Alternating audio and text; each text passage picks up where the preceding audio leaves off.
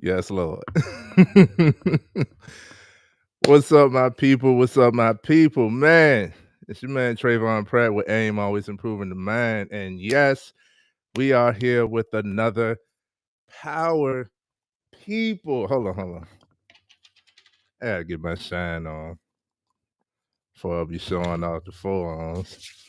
See? Shine on Power People. You feel me? This next guest. It's one of the most powerful brothers I've come across. Everybody has some power to them, but some people you just meet and you know you're in the presence of power. It's it's not by coincidence that this is a Leo. Shout out to the Leo gang, all my Leos out there. What's up? You know what I'm saying? Um, but not only that, that should explain enough for the people. But not only that, this brother is one who is strong enough to be vulnerable enough to be able to be transparent because communication takes transparency and transparency takes vulnerability. You have to be self-aware, and he has been nothing short of that the entire time I've been in his presence, and things have just been aligning. You know, we say there's no such thing as a coincidence. There's no such thing as a coincidence. Okay. So without further ado, let me bring my brother. Let me bring my brother to the stage. Hold on, I wanna play with some sound effects. Let's see. We got the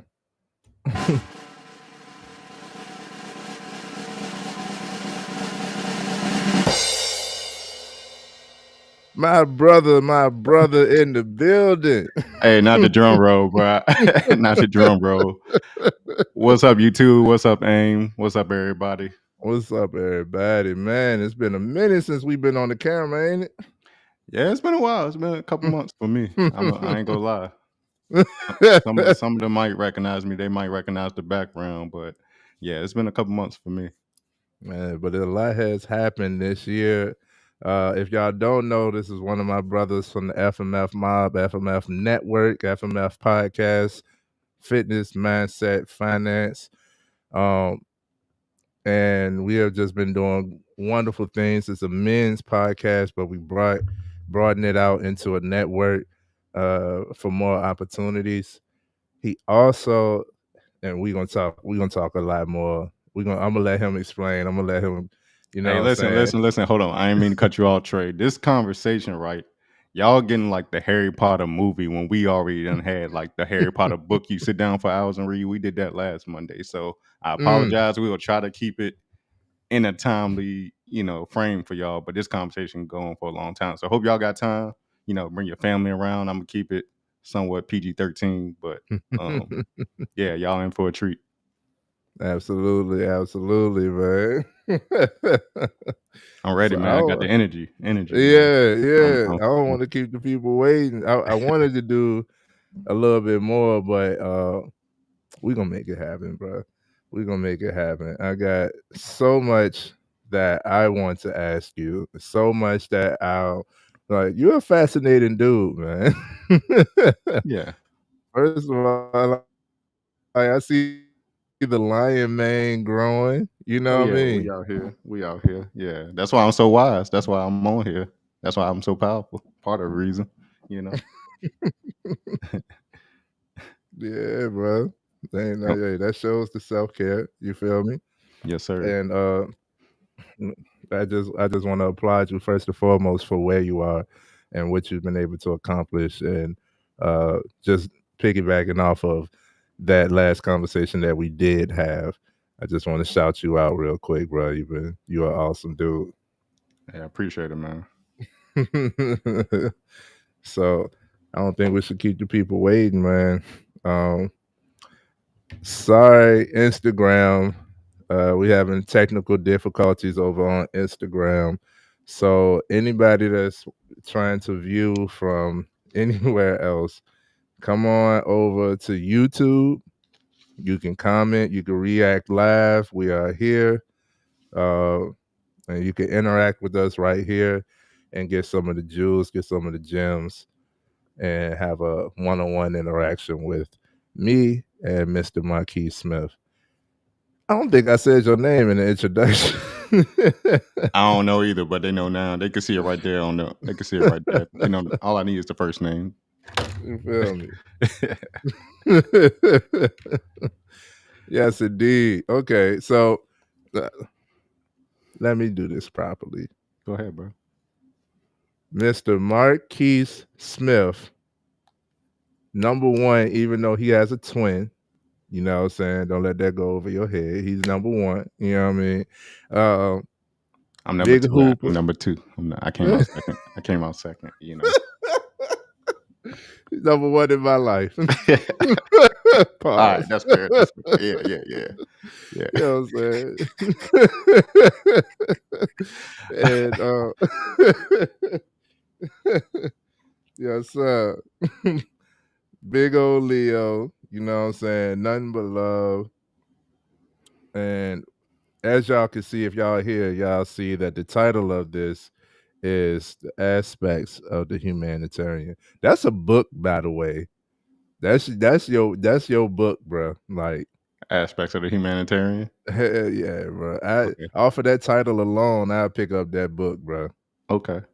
Off of that title alone, I'll pick up that book, bro. Just write it. You got to make that happen. I got my pen right here, Trey. I got my pen right here. You know, the best teachers were the best students, so I'm here to learn and teach. You know? Yes, sir. I thought of that off top of the dome too. You know. Yes, big old Leo, that energy gonna flow. So, without further ado, my good people, I want to introduce to you Mr. Marquis Smith. Thank you. No applause. Hold your applause, please. No applause. You're too kind. You're too kind. Yeah, how you feeling tonight, Trey? Oh man, I'm feeling. It was a funny day, and we'll talk. I'll tell you. I'm trying to save something for the live, but I know. I tell you this. I was in a rush to be able to get here, even though the topic of my Mindset Monday live this morning was slow down to speed up. Sometimes you have to slow down to speed up. There's no point in rushing. Everything happens in due time. It's perfect timing, even though it seems like it's too late, right? And here I am, you know, trying to hurry up and get home because we set this time. And I was starting to get frustrated. And sure enough, I come around the corner. I'm walking, right? I come around the corner, and there's this like big puppy. It's a big puppy. I don't know what type of dog it was, but it was a black and white dog, and it had mismatched eyes, blue eye, black eye. And it just stopped, like stopped, tail wagging, stopped, everything, just stopped and looked dead at me. And then by the time I walked, I was ready to go past it. That John did a little whimper and came over to me, like gave me all this love, like it missed me. Like I ain't never met this dog, you know what I'm saying? And it gave me all that love. So man, y'all will see why that story is relevant. I am in good spirits because of stuff like that. Like spirit speaks, and human ain't the only ones with spirit.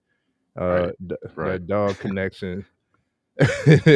That connection is real, you know what I'm saying? And they are able to perceive and see things. They have sixth sense that we don't tap into. We got it too, but we don't tap into because we're so distracted.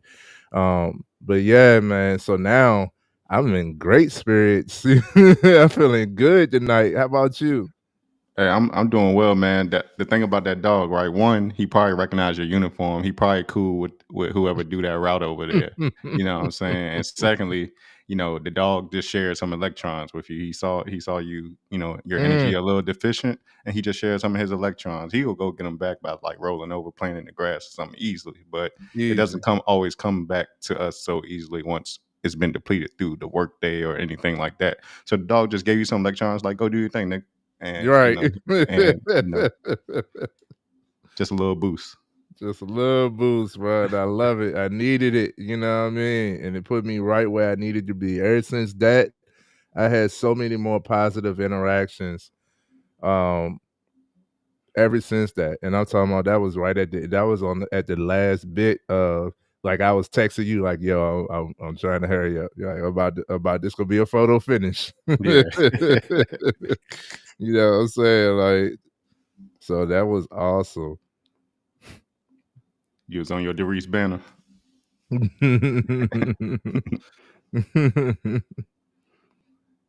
I'm trying to send this out. But yes, first and foremost, before I do all the techie stuff in the background, Mr. Marquis, let's go ahead and get into it. You ready? Yes, sir. My first question I got for you, sir. First of all, I like the hoodie.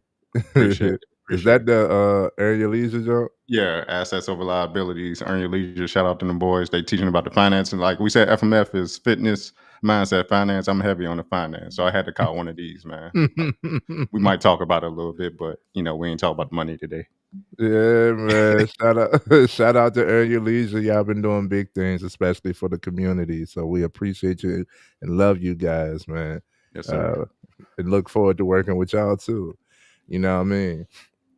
So first and foremost, I want to say, I want to ask you, Mr. Marquis Smith, who are you? Who is Marquis Smith? When Trey asked, let me tell you, I'm candid, and I'll tell y'all what happened. Like when Trey asked me this question, like last week, it kind of stopped me in my tracks because like, who is Marquis Smith? Like, nigga, you know me. What you mean? Met you at the steps, everything like that. But he made. I like being challenged. I like trying to think. But then I also realized I told him, hey, I don't talk a lot, from the outside looking in, people who don't know me. But then if you ask me to talk about myself, I can talk a lot. So then the answers start coming to me. So when he asked me who Marquis Smith is, the first thing I said was laughter. He already said two of the things, like in the introduction. We talked about love and we talked about laughter. Marquis Smith is laughter. I live to make people laugh. That's why I think I was put here on earth. To make people laugh, people I care about laugh, a stranger laugh. I like sharing in the spirit of with other humans the experience of laughter. Because I like to say, if you ain't laughing, you probably ain't living. And also, if I can make somebody I care about laugh at least once out the day, if I wake up and make one person laugh, I have loved. I have spread my love. I share my love because you never know what people are going through. So laughter is a form of healing. We'll talk about later. I'll tell you I'm the village shaman somewhat, but laughter first. Well, no particular order. Laughter, I am love. Uh, that's how I show my love. I try to make you laugh. That's how I show my love. And then I said, thirdly, I'm living. I know it sounds cliche, like love, live, laugh. I got it tatted on me, in Japanese kanji right here on my chest. I ain't gonna take my shirt off, but it sounds cliche, but it's like it makes sense. You know what I'm saying? Like love, live, laugh. That's pretty much all there is to life. We don't. We work every day. Yeah, we worry about raising the kids, but we were talking about it, Trey and I, and I'm like, yo, if it really won't up to modern day, if we go back to a more primitive time, all we wanted to do was eat, sleep, maybe get a little loving from our woman, maybe laugh with each other, and then go back to sleep. It ain't much to it, man. It ain't much to it. Right. That's why I said, I am laughter, I am love, no diddy, and I am living. I am living. I'm out here living, man. Out here living in a world with other beings, with other humans, with other species. We'll get into that too. And to encompass all that, I came up with I am humbly a representation of humanity. To answer the first question, and then all the other questions get deeper because they branch off the first one. So that was the short version. I love it. I love it. I definitely agree. If y'all here already been here, y'all know me. Y'all know I love to laugh. I'm gonna laugh regardless the conversation. I'm gonna find something funny. My sense of humor is kind of wicked. Yeah.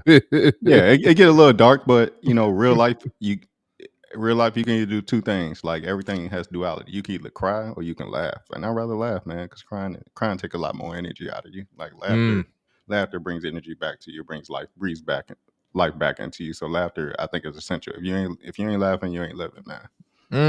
if you ain't laughing, you ain't. That's a T. Yeah. That's a hey. Hey, I came up with Um, that off top of the dome. I ain't got no notes or no nothing off top of the dome. I'm trying that down, bro. If you ain't laughing, you ain't living. There was a quote that we discussed that said, you born by yourself, you die by yourself. Do you believe that? No, because I am a walking representation of not being born alone. Yeah, yeah. You slide out one at a time out your mama and shit. But I literally started life interacting with another being, with another human. Shout out to my brother Mike. I don't like the term older. I call him born first. I'm born second. And I spent 9 months in a womb with this person. You know what I'm saying? So when people say you born alone, you die alone, yeah, I'm a die alone, but I won't born alone, so I can't relate to y'all.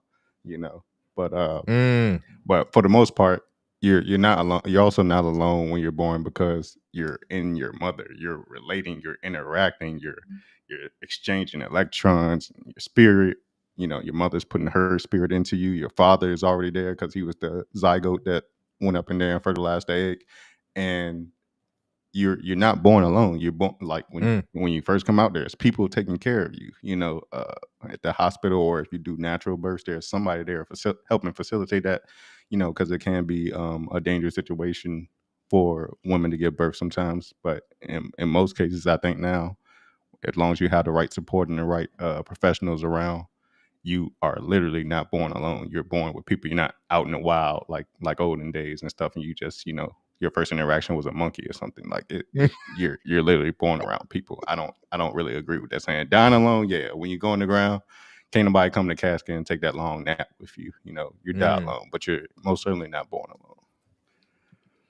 I agree, man, and that goes into the caveat of the humanitarian, because humanity is pushing this independent ideology Let's talk about it. that Let's talk about it. I need a sip of water. Let's talk about it. Let's talk about pushing this independent ideology that is so false, it's so negative, and wonder why us as humankind is not making that much progress.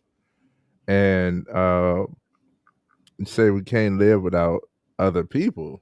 We are born to live amongst others. it. We are born, humans were created, God created us to be sociable and interact with one another. Mhm. And I am a people person. I don't always like people, but I'm a people person. Yeah, yeah, you put it right. You put it right. But I'm a people person. What are your thoughts on? Let's talk about it. Let's talk about it. Mhm. Let's talk about it. So I go by the mantra of interdependency Mhm. Yeah, is a greater value than yeah, independency. yeah. We all interdependent in some way or form. Mm, Like I didn't build this apartment myself from clay and mud and bricks and all that. Like somebody did that for me. right. Farmers produced the vegetables and stuff I bought from the grocery store earlier. People bring my mail. Sometimes I got a bill I don't know about from the hospital that I went to a couple months ago, and somebody brings me my mail. We're all interdependent in some shape or fashion. Like nobody is God, so we're all interdependent.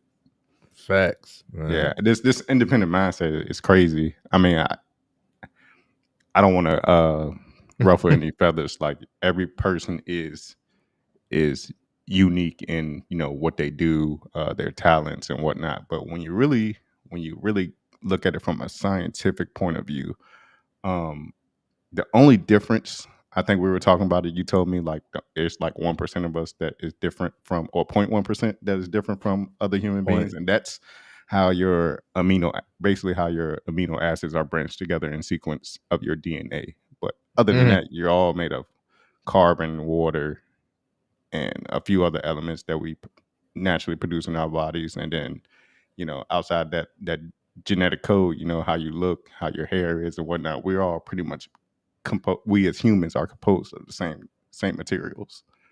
Absolutely. But That we is got to so be different. true. I ain't like none of these niggas. I ain't like none of these bitches. Yeah, whatever, whatever. You whatever. Right. Yeah. Like, I get it. I get it. Like, you are unique in the sense of there's no other you. You can't be duplicated. People can imitate, but they can't duplicate. So you are your own value. You are the value that you present yourself. But in our composition, in our makeup, 99.99% is exactly the same. That 0.1% is where we get the genetics, the hereditary, the skin tone, the body and facial structure, the diseases, Of course. Yeah. you know what I'm saying? Like all of that stuff that we see on the surface is what makes up that 0.1%. As far as like atoms, molecules, DNA, as far as like Talk that all of science this shit. stuff, Talk that all science that shit. side. As far as all of that, bro, we are 99.9% the same. Hmm. It's amazing, Yep. Pretty you much. know? And once you realize stuff like that, it's like, yo, like, how can I hate on you? Yeah. How can I how could I want to cause harm to you? How could I want less for you than I want for me when we're identical in a sense? Like we're all human. Shouldn't we be wanting better for human? Yeah. We should. That's what I'm saying. Absolutely. So, one of the things that you said was, well, first of all, let's talk about how you became this humanitarian. What's your focal point on humanity? Like, um, like I said, I go back to the example of I was born like with another person, like by, I guess side by side. I was upside down. He was. I don't know. They ain't discovered me till 5 months, so I don't know. But uh, that's my example. Like if I don't have anybody else in this world, I have a twin. Like if I don't talk to nobody else, I can talk to this person. If I don't play with, I don't go outside and make any friends at school. I come home and this guy is right here with me and we can play. So we don't need to go outside and find friends and ride bikes and shit. We got each other. So when I say I was born humanitarian, it's like we are put here to interact, to live amongst each other and other beings. We are not the apex. We have technology and give us this false sense that we top of the food chain, but you put us out in the wild with no tools and whatnot. We can't kill that elephant. You know that mm, that no, we are an insect to that elephant. It could just stomp on us. It's over. Just out of here. But I don't know, man. It's just it's already hard enough, trying to survive. We talk about yeah, that's what we talk about, survival and whatnot, and we make it harder by. I don't want to say competition isn't healthy, but competition is healthy. Is why we are the right. society we are today. But that unhealthy competition, like you said, that hate, that you know, wanting for yourself but not Unhealthy. wanting for others, just trying to put yourself on this pedestal that's more than another human being just because of their situation, the conditions they live in and whatnot. It's just kind of real superficial to me. Mm, mm. Hope I'm making Talk sense, y'all. about it, because I, you I know talk what I I talk a call lot and I talk fast, but I'm trying to make sense. Hey, they peace, family. What's up, Mr. gonna West? What's get up, it, Mr. West? Welcome, welcome. man.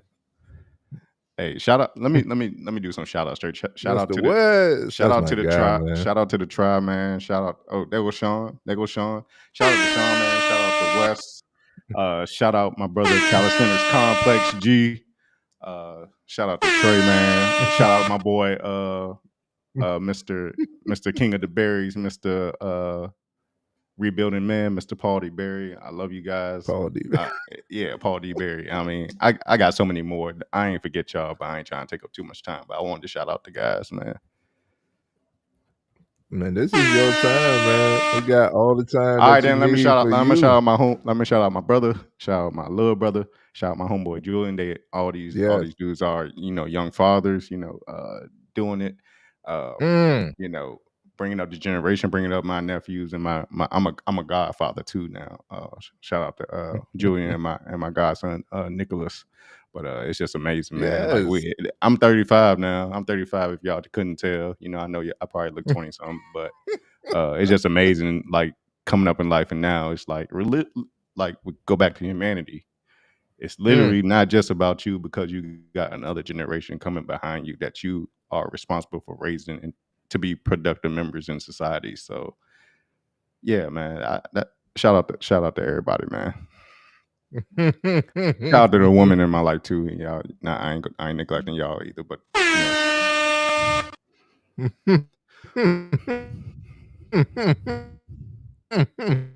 why you laughing, bro? Why you laughing? Hey, I did the horn for you. I ain't gonna use that horn too much. Okay.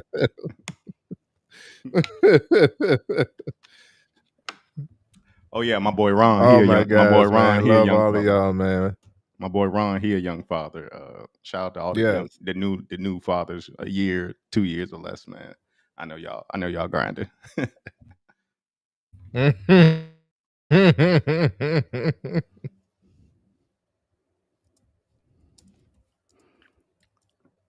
That's on me. No, you good. No, you good. One man band, man, for the background. But yes, love, love, love. Shout out to all the fathers. Shout out to all the men out there that are actually doing the work.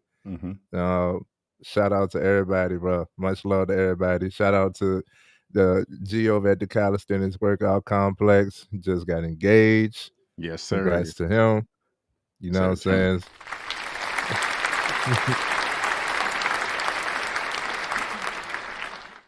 Shout out to Bleach. Shout out to Bleach. Hey, everybody stop the show. Everybody shall be seeing him in due time. Most important person in the chat. Hey, Bleach. Stop the show. Chat. What's she in the chat? I don't see it. Yeah.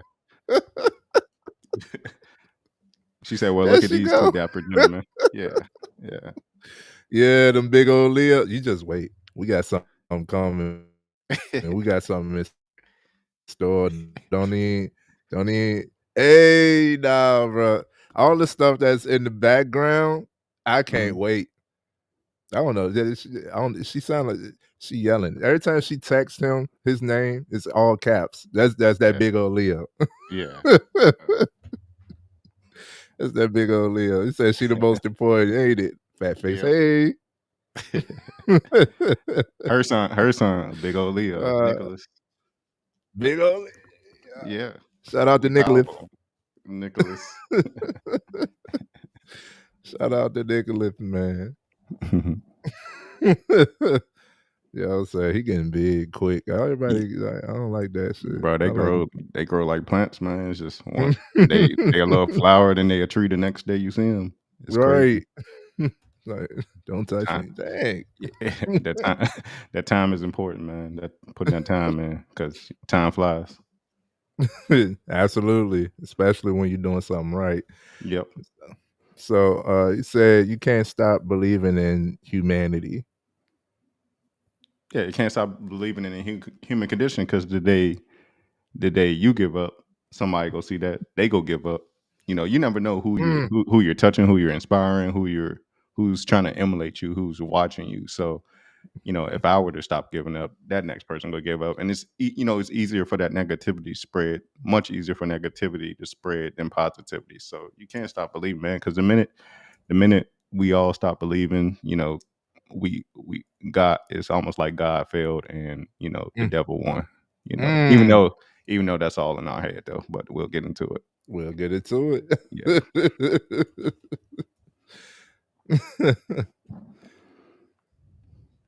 Shout out to them Leos. Yeah, shout out to the Leos, man.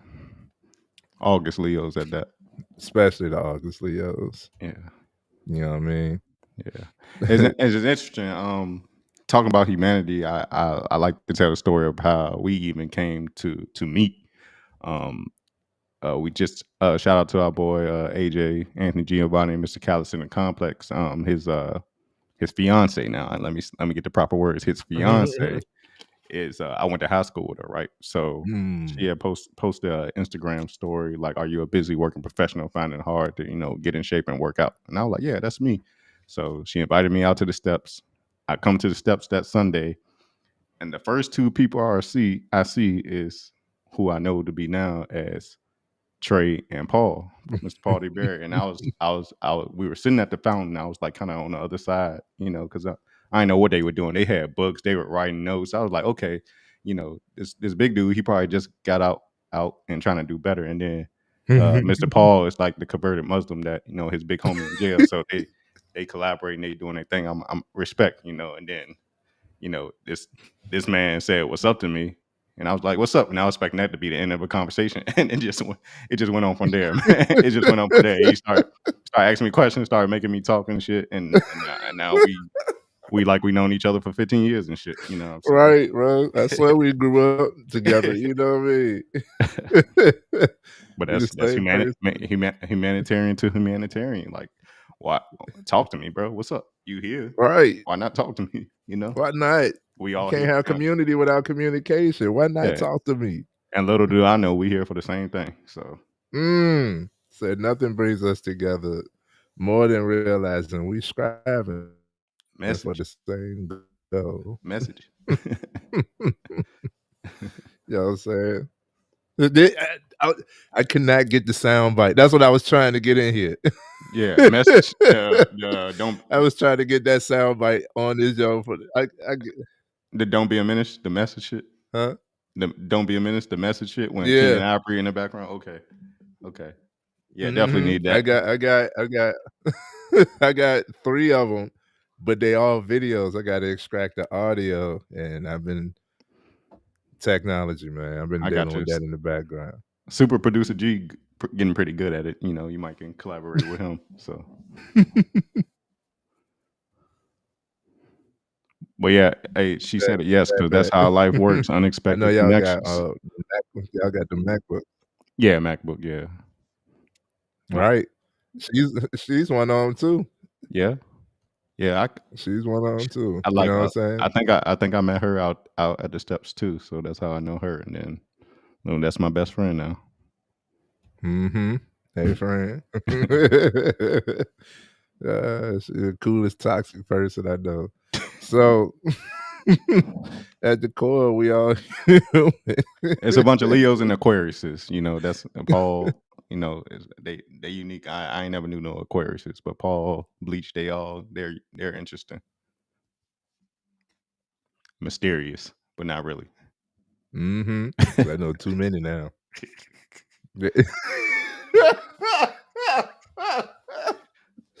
They in that 3-foot pool. It's not that deep. But you got it though. You got it. Yeah. Oh man. So I was talking. It's funny because I was talking to.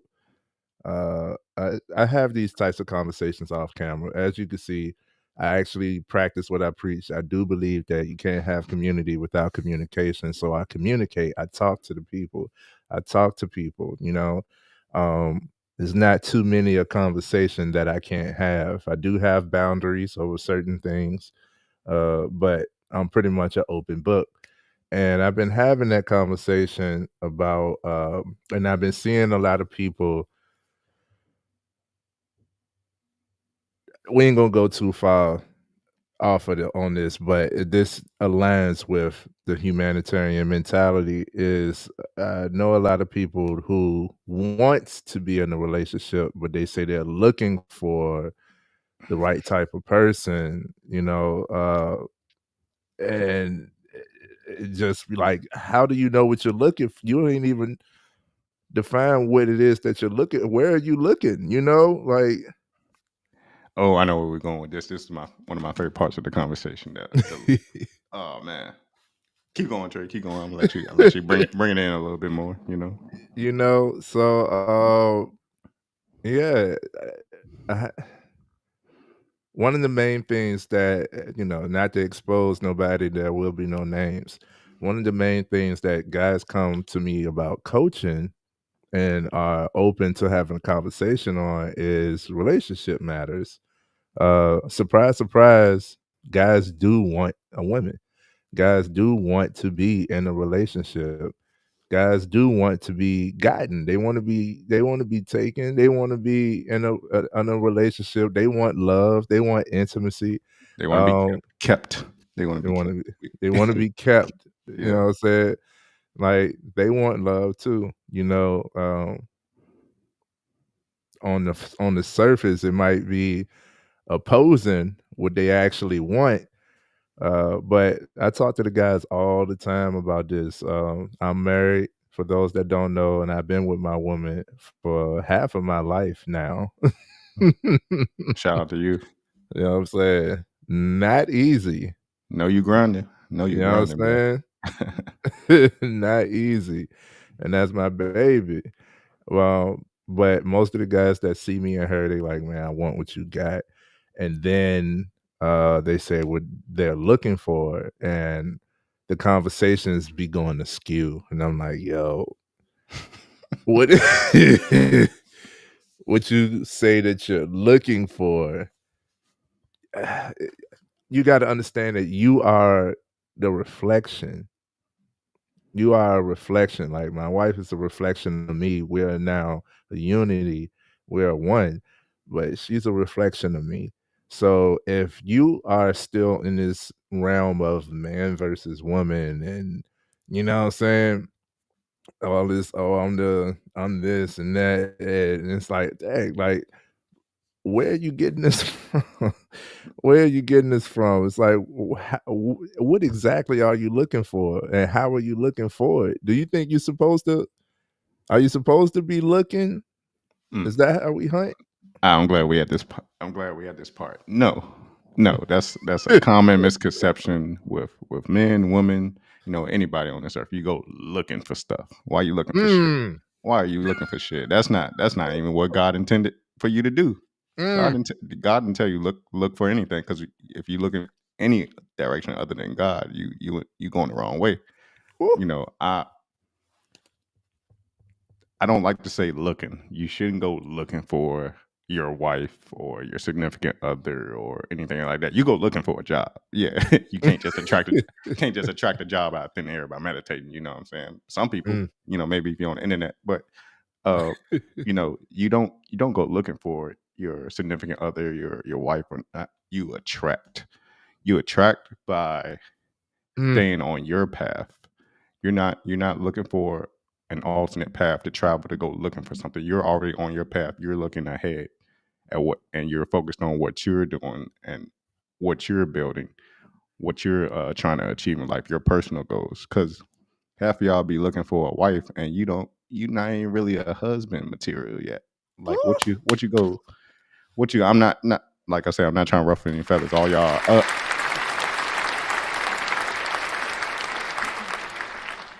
every man has the potential to be a husband, but what are you bringing? What would you be bringing that wife, quote unquote, into? What kind of Mm. situation would she be secure? Would she be, protected? And Mm. what are you? What assets do you have? What are you bringing a bunch of liabilities? Like you don't go looking for a wife. You attract it by what it is you're doing, because she's a reflection of you. She's going to see what you're doing. Not saying she go walk up to you. You still might have to make the approach or whatnot, make the connection, Mm. but you're not looking for her by swiping left or right on a damn app. You know what I'm saying? That's probably not going to be it, B. That's probably not going to be it. I'm just letting you know. Mm, Experience is the best teacher, but but maybe it's you are. I'm not gonna say now on that because you are establishing a connection, but in general, you don't want to go looking for that. You kind of just make a connection. Attract being steadfast in what you're doing and where you're working towards, and then she comes and becomes a part of what you're doing. mm, And vice versa, and vice mm. versa. I'm not making this a male chauvinist show because you know how they'll come at me about shit. But you attract what you want in a woman. You don't go looking for it because when you go looking for it, God go give you what you're looking for. Woo. What's a good? Because you go tell God, I want a good woman. Mm. Okay, well I see what your Explorer page look like. So here you go. Here go a good woman. She got the Brazilian butler. She got the implants, and she got the veneers. Here you go, a bad bitch, for lack of a better term. But ain't nothing going on upstairs. I'm just letting you know, my Mm. nigga. Let That's it what you be were looking known. for, though. That's what you look for. You told God you want a good woman. This way, because He knows what you're doing and where you're looking for him. He told you that's what a good one. Here's a good woman. I'm gonna put it in front of you. Right. I heard Mike Tyson said God will punish you. God punishes you by giving you everything you want. Uh, I don't think I don't think God ever punishes us, quote Yes. unquote. I I don't think get I God, get the quote though. but I'm not. Let me not get caught up in the wording and miss the word, as you say, Trey. Yes, sir. Yeah, He don't never punish us, but yeah, I get what you're saying. Yeah, this is what you asked for. Here you are. It's a test. Right. You It's a know, test. He gonna test you. it's a lesson, if you will. If it ain't a blessing, it's a lesson. So Listen, he got quotes. that one all top of the dome. Everybody heard that one before, you, either a lesson or a blessing. But everything I'm talking about is freestyle off the dome. I ain't got no notes, no pad, no pen. Well, I do have pad and pen to take notes on what I learned, but not what I'm trying to teach. I love it. I love it. And I fully agree, man. You attract the type of woman that you want as a partner.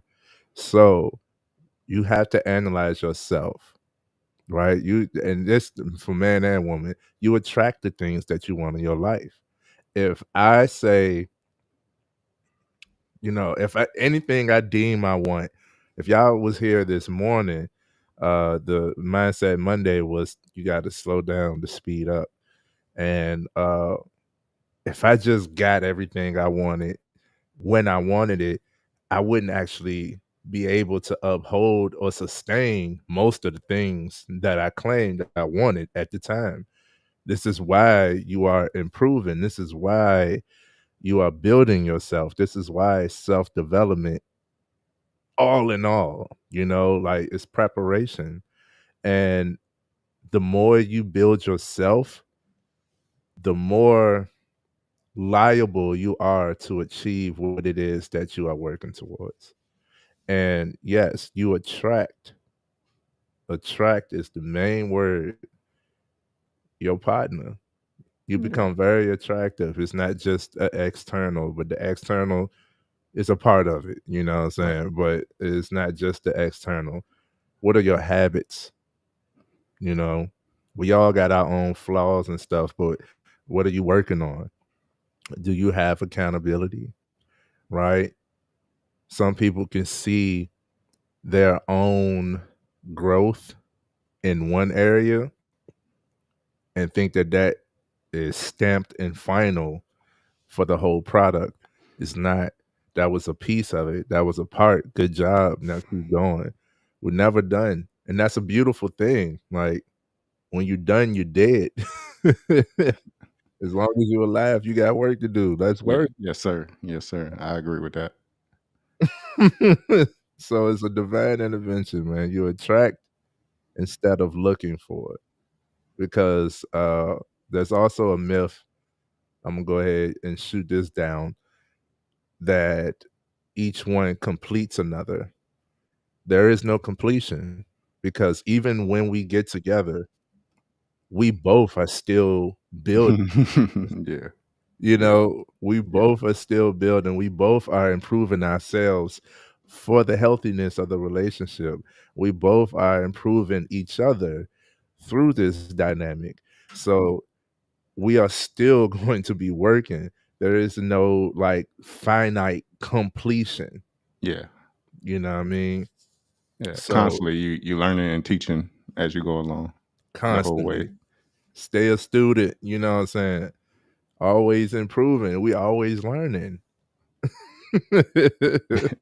I love it, man. And then not to jump too far all over the place, but I do want to nip this in the bud. I know a lot of your self-development will require isolation. But when is it there is a healthy isolation and there is a negative isolation. Would you agree with that? Oh yeah, most definitely. I've been on both sides. I've been on both sides. Like I'm in healthy isolation right now. You see me in these four walls right here. Ain't too many people been here. You one of them, but the rest I can count on my hand. You know what I'm saying? Maybe I'll expand. Maybe I'll expand as time goes along. But ain't too many people been here. But you also can be on the wrong side when you're in that negative mood. You're depressed. Mm, Anxiety filled, and you feel like you need to get away from everybody. You stop trying to connect, and really, it just takes you down further into that anxiety, depression, and whatnot, and all, and that negative mental status. But mm, the reason why you shouldn't isolate yourself is because when you stop connecting, you're blocking your blessings. You're blocking your ability to improve because you're not independent. Like we said, you're not independent. You're interdependent. So right. yeah, take that time to yourself. Maybe do that so you're not.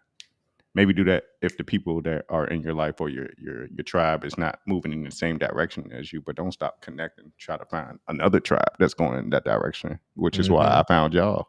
I was going one direction, found y'all. Now I'm going to completely different direction. And not saying that y'all changed my life. I was already making that choice and following that path, my Right. own path. And sure enough, I attracted, you, Bleach, G, all y'all. I call y'all my tribe, the workout group. And life has just been going better since then. I'll say that. I'm with you, bro. Yeah. Yeah. I'm with you. So there is a negative isolation. A lot of people get into isolation because it's a part of the process, right? If you're dealing with any internal conflict, it ain't something that you want to broadcast to the world. I get it. Um, some things that you might feel are so heavy that you can't give to anyone. You can't rely on anyone. You can't talk to anyone about it, right? Therapy is an option. I'm an advocate for it. But if you can't talk to your tribe, if you don't have a tribe, right? A lot of times what happens, even if you do have a tribe, a lot of times what happens is we go into isolation. We go into this cocoon where it's dark, it's cold, usually in dark, cold spaces, it gets damp. So that is creating a negative environment for your mentality, and we don't realize it. We just think like, okay, we just doing it to ourselves. We just keeping it to ourselves. Keep my problems, which is cool, but there is it's detrimental that you get outside, get some sunshine. And I know it's not like an instantaneous, like, oh, I went outside and I'm cured. You know what I'm saying? I know it's not that. It's a Vitamin process. C. Vitamin C. 20 minutes a day, vitamin C. You melanated. Might as well take Yes. advantage of it. You got advantage over other people. You know. Mm-hmm. Vitamin C, vitamin D. What you call that dark, that cold place I call the bottom, right? I Mm, think everybody in life should touch. You touch different levels of the bottom as you go right. along. But Right. if you have that first initial, like that bottom, like can't get no lower, Mm. you it kind of puts you in the mindset where I never want to be here ever fucking again. So I'm gonna do whatever I can to not be there because I've been there. I've been Been there. there, bro. Quick antidote. Uh, I found myself depressed and kind of full of anxiety when I went to college. Right, Mhm. First major didn't work out. I didn't know why the fuck, I wasn't passing. Like I was doing architecture. I didn't Mm. understand the concepts, what they were trying to tell me. They encouraged me to drop out of the program after like one semester. And ever from that point on, like I didn't know which direction I wanted to go in college. I forgot why I even came to college. My mom just told me, "You even going to college or the military?" I know I won't going over to Korea or something, get shot up. So I was like, "All right, I'll go to college since you told me that's the direction I got to go." But kind of lost my way there. Um, Stayed down there 4 years, just bullshitting, Mhm. smoking, whatever, partying, having fun. I'll never knock going through. I never not going through the process. If I could do it all over again, I would do it again because I did make connections along the way. But um, I was kind of in that isolated phase where I was in front of people every day, but I was lying to everybody about how Mm. I was feeling. It was to the point what my bottom was. I kept lying to my mom. Like I wanted to drop out. I knew for a year I wanted to drop out, and I held it in for a whole year.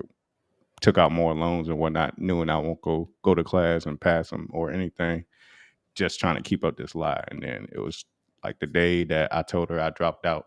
The last time I cried to my mom, the day I told her to drop out is when I kind of broke that curse of trying to lying is a powerful magic. You know what I'm saying? Because when you Mm. tell one lie, it might branch off to where you gotta keep telling little lies to keep a persona or a facade going, and it's dangerous. You pick up a habit of lying. Not that you're a liar per se, but you just picked up the habit of lying.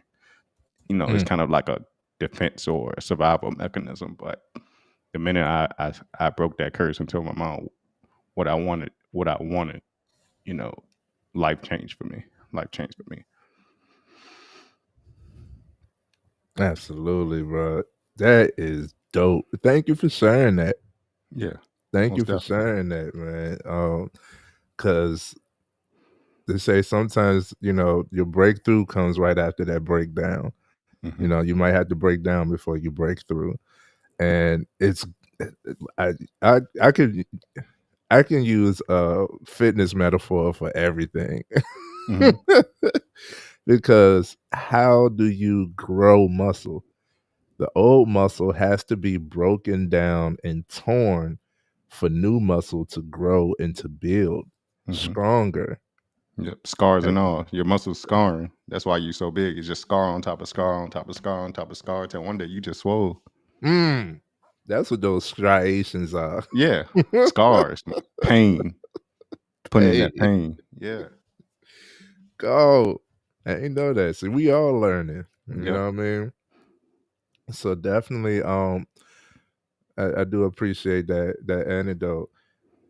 With negative isolation, another thing that happens is, and then this is where a lot of people are in particular with their self development, is when you do start doing the inner work and you start getting results and you feel better, you have done some healing, it becomes addictive and you become selfish. You want to keep this. You don't want nobody to break your peace. You don't want nobody to test you, Yeah. right? So what happens is you dwindle back. You start to communicate less and you start to get even more defensive about you, which is in a sense it's not bad. Like be big on you, you know what I'm saying? But don't shy away from the world because you are big on you. So now what happens is you're in this sense of this negative isolation.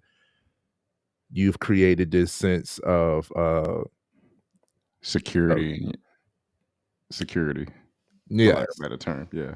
yes. And I say, just like we mentioned earlier, everything has to be tested. How do you know you're actually healed? How do you know that you won't respond the same way to a certain situation if you never come across that situation again? How do you know that you are better? You might feel better today, but does this still trigger you? Do you, is it fine tuned? Do you, I say, set up some healthy boundaries instead of putting up them barriers? The barriers and boundaries are both meant for protection. But a barrier is a wall nobody can get through. A boundary is a line, you know, that still allows love, trust, loyalty, communication, empathy. All of these things still can flow when you set a line versus building a wall. And not too many of us go carry around a chisel to break down your wall to be able to see the Yeah. real you. Yeah, you don't have to focus on your wall, but you gotta keep your eyes on that line because some people are habitual line steppers. You remember that Dave Chappelle skit? Some people like to habitually they people feel your energy, right? People Yeah. also feel when you're up in life, like when you've been to that bottom, you're out of that negative isolation. Life is Mm-hmm. turning around for you, and people like, what turned around for him? Because right now, communicating with him, relating to him, he went through some shit I'm going through right now. Mm-hmm. So let me, see if his energy can rub off on me a little bit. Right. But they don't know, you know, they haven't healed yet. So they they're trying to find a placebo, a quick penicillin or over the counter medicine instead of going to the doctor to actually get diagnosed. They think your energy can help keep them sustained as they, continue to. I'm gonna say they're still traveling their path, but they still are just being stagnant. They're just finding you. You are like an umbrella in the rain. Like they have to travel this path. The umbrella not gonna last the whole way, but right now you're comfort. So I'm cling on to you. Yes. Yes, man. Experience, man. I've been there because it's I'm not trying to ruffle any feathers, but there's times where you're you're coming out of that bottom, you're starting to climb up, the light is getting brighter, you're almost to that goal, and endorphins start releasing, right? You're feeling good about yourself. It's like you put a fitness concept to it, I put a financial concept to it. What we do as Black people when we get some additional income, we get them raises, we get a job that's paying $5 more than what the last job was paying. What we do, we upgrade our lifestyle. We upgrade our life. We start upgrading shit. Yeah, I can afford this now. I can afford this now. Like I can, pay this bill with the next check, and I ain't gonna be behind. I'm good. Let me just start buying shit. You do that with your energy too. The minute you come out that bottom, you've been in that isolation so long. You've been in that isolation so long. You feel good about yourself, so you go out and you start being around people, random people, places you wouldn't go before. You confident enough now to where you think you want to go. People attract, people are attracted to you. And that's the thing about attraction too. You can attract some bullshit too if you depend on where you are in that journey. But like I said, you're starting to come out that bottom, but you still got ways to go. But you're starting to feel good about yourself, so you're kind of prematurely, spreading your energy again because you're back amongst people you've been in the whole, like, it's good to be outside. We say the term "I'm outside." Outside can be dangerous, man. Outside can be dangerous, and I'm speaking only from experience. Allow certain people around you, and you realize later they're just draining your energy. You don't notice because you're happy-go-lucky ass. You like a dog that got out the cage. You just want to run around and have fun, but then these energy drainers are slowly draining your energy, and you can't tell because you're thinking, "Oh, I'm a dog. I'm with these people. You know, everything's good. I'm happy just playing." But all that playing get tiring after a while. And what is it doing to fulfill you? Like, what is it doing to propel you forward? It's actually just trying to pull you back, like how you're trying to stop a horse. You Black Stallion, you finding your stride, and then you got people on your back that's just trying to, whoa, whoa there. Let me get a Yeah. ride. You know what I'm saying? So you gotta be careful in that aspect. Yeah. And And it's you all, and I started say that around. with love. I'm not trying to ruffle any feathers. I'm not talking about anybody specifically in my life. I'm just saying, like, you, it's out of love. Like, hey, I Be love you, aware. but I'm on this path, and you know I've come to realize some people you have to take in doses. You can't drink the whole bottle. Pause. Yeah, now dead ass though, bro. What he just explained was setting healthy boundaries. You can't like, all right, now that you've done some of your inner work and you come out of that cocoon, you know what I'm saying, you ready to spread your wings and fly. You can Yeah. do that. But watch out for those we can call them leeches. Yeah. Leeches that, just want to feed off of your energy, that don't reciprocate, or, you have people who are, and most people don't choose jealousy. You don't choose your emotions. You choose how you react to them. Hmm. Um, so when people have jealous or envious emotion and they act off it immediately, um, you know, you can forgive them, but you just got to be wary, be careful, keep an eye open. And I definitely do. I had a few people. It's a I Leo had party. Shout out to Quan. We got more Leo a, energy in here. hey, big Hey, old Leo. Quan. I'm trying to get you up here too, man. I want you up here too, man. So let's talk. And you too, fat face. She says, Quan said he taking a little hiatus away from the media, so he might take him a little bit. He on his journey right now. So it's all right, bro. I got nothing but time for you.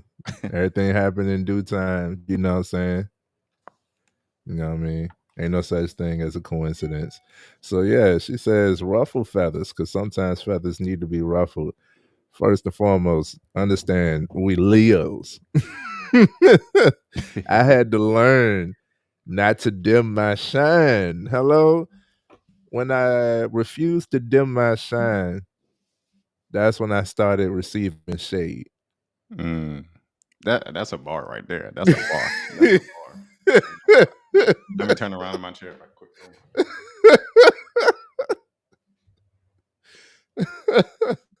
Wow. When I refused to dim my shine, that's when I started to receive the shade, man. That's when I started getting shade, bro. And it's okay. All of it is part of the process. I know it's not pretty, but it's okay. Cause you in that isolation, and this is what my brother told me. Isolation should be to determine which direction. It shouldn't be the destination. I remember we was talking about that now. Dang, I knew it was something Mm. I was missing. There you go. There you go. Like I said, we giving y'all the Harry Potter movie. We were reading the book last week, and so the book I got nervous getting on because I like the book is so much better. We can't duplicate it, but we close to it. We close. Yeah. You go get what you go get. You know what I'm Yeah. saying? And I love that. I love that bar. That isolation should be to determine which direction, because we all got to go inward. We all got to have time to ourselves. We all got to have those moments of isolation. It's healthy. It's good. You should want to. Like, you should develop yourself to be the main person that you want to be around, right? I want to be with me. I want to spend time with me. Like, I deserve to be with me. You know what I'm saying? Let me get me. I don't got to give. I've been giving myself away for so long. Let me be with me Yeah. for a Love little bit, yourself. and you'll Love love yourself. that. You Love know what I'm yourself. saying?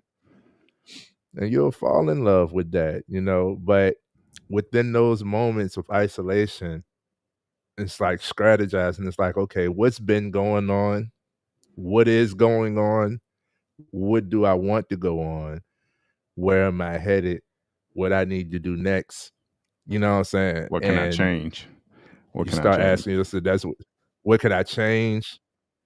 That's when the real planning happens, and the transparency happens, and the connection with God happens. You're talking, you know what I'm saying? You should vocally speak out loud to God, have a conversation with God, and he'll answer. You'll get that spirit gonna move. Spirit speaks, man. So you're gonna get that. And absolutely all of that happens in your isolation. Now, faith without works is dead. So you gotta be bold enough to go back outside Yeah. with a different perception. You're not outside, you know what I'm saying? But you're gonna step outside real quick. So don't a lot of people are in this realm of a negative isolation where it's because I love myself that I don't. entertain any other people. It's because I love myself that I don't talk, I don't communicate. It's because I love myself that I don't give myself to the world. But it's what God intended us as human to be interactive.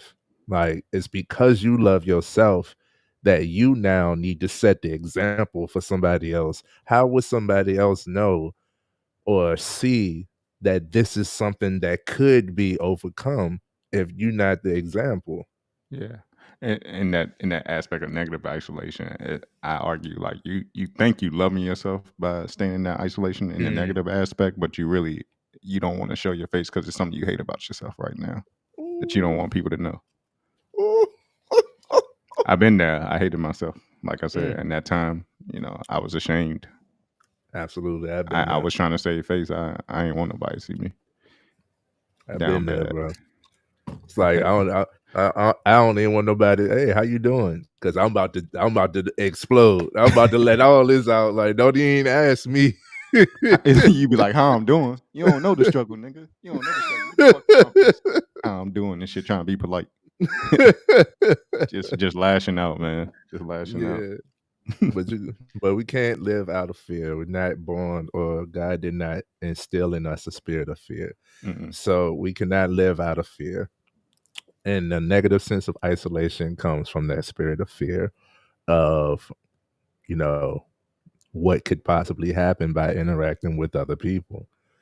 And we can't stay there. So I encourage everybody who's listening, analyze yourself and where you are right now. If you are in a phase of isolation, understand is that it's a phase. You are to do that inner work enough to be able to come back outside, and your inner work will show without you having to broadcast it. That's what is attractive, and this is part of the way that you develop yourself to attract the right type of person, right? I couldn't be with somebody who didn't do the inner work on themselves. Mm-hmm. Mm-hmm. I couldn't do it. Mm-hmm. I could not be with someone who was not willing to, who didn't challenge me, right? I couldn't be with someone who, wasn't faithful, loyal, the standards, but also let's go in depth. So if it is what you want, you attract it by you attract what you want, but you don't only attract what you want, you attract what you are. So be in the sense of doing, right? Be in the sense of doing what it is that you want. I want love. Okay, well, give love, and love Mm-hmm. will flow. I want trust. Will be more trustworthy. Trust others. It's a scary thing. I know. Trust me. Better to give than receive, though. Better to You give than receive. know what I'm saying? It's a flow. If nobody was willing to receive, then nobody would be able to give. Mm-hmm. So be open to trust, be open to love, and you gotta do the inner work in order to do that. And you're not going to be able to say that you're doing it if you're not interacting amongst other people. Yeah. So all of the above. Hey, hey, Trey, I don't know if you realize it. We still kind of on the first question, Yes, and it's sir. been an hour. Like, What's and this going still the on? short. This still the short version. I'm not telling you to hurry up, but this I'm letting the people know this still the short version because I talked to this man for like 7 hours last week about 5 questions. And I'm just like, I had to charge my phone twice. The iPhone, if you just talking on the phone, you're not using apps on the internet. The iPhone battery lasts a little while. I A had to charge little my bit. phone twice talking to this man about 5 questions. And you see how this one question just led us to a vast conversation about, not many different things, but multiple aspects of one thing. And, that's the power of communication though. You never know Mm, what you can unveil from just asking a question. mm. Come on, bro. And on that note, next question. Let's get to it. Let's get to it. This probably gonna be my favorite question. Yes, sir. So, Mr. Smith. Okay, wait to use that Mr. and Mrs. Smith. That's gonna be fun for me. But, but what is your passion This next question is like triple fold. What is your passion? What do you do? And what is your purpose? Okay. When you asked me last Monday, you asked what do I do, then my passion, then my purpose. So I'm gonna go in that order. Um, what do I do? Yes, sir. I'm a supervisor at UPS. I'm not afraid to say it. Been there going on 12 years, October 18th. So I have a career. I don't really have a job. I've been invested in people and other humans for like 12 Mm. years. That's my profession. That's part of being a humanitarian. I have to interact with people for my job. Ain't no ifs, ands, or buts about it. Sadly, some days, but it is what it is. That's that's kind of my purpose. My purpose. Let me go one at a time. What do I do? I'm a plant dad. I'm a plant dad, so to speak. If you look over my left shoulder here, that's my dream plant. I just repotted her last Saturday after having her for like 3 months because she was getting too big for her other part, and she is thriving. She comes alive at night. I don't understand. Like if I turn the lights off, she would just sprout up and whatnot. She's alive at night, not during the daytime. When the sun comes out, she kind of like in her isolation. But at nighttime, when I come home through the door and turn the light on, she's like Mm. this. It's crazy. Um, as of Mm. today, I'm a pet owner. Uh, as of today, I told Trey the story before I got online. Hey Trey, can you hold on? Kind of introduce the world to my pet. Yeah. Hey, give me 1 second, y'all. Give me 1 second. Absolutely. It might not be. It's a little stressed out. It's in a new environment. I took it from PetSmart today, but I'm gonna see if it'll cooperate. It was on and off today, so we building that trust. We building that trust. Right. Hey, that's dope. I didn't know he was a plant dad. Bro got the green thumbs. That's important. That's what I'm working on. I done brought a few plants back to life, but I don't be keeping none. I kept a rose for like 2-3 months. That's a hey, anybody else got the plants? Anybody else got live plants in the crib? Put it in the chat. Put it in the chat. Or do your them Jones turn brown when you sit them down. That is awesome, man. A plant dad. I gotta give me some plant. I've been talking about it. I want to grow me some produce. That's my next step. That's my next thing I'm gonna do. Unfortunately, I'm gonna do it in the winter. Smart.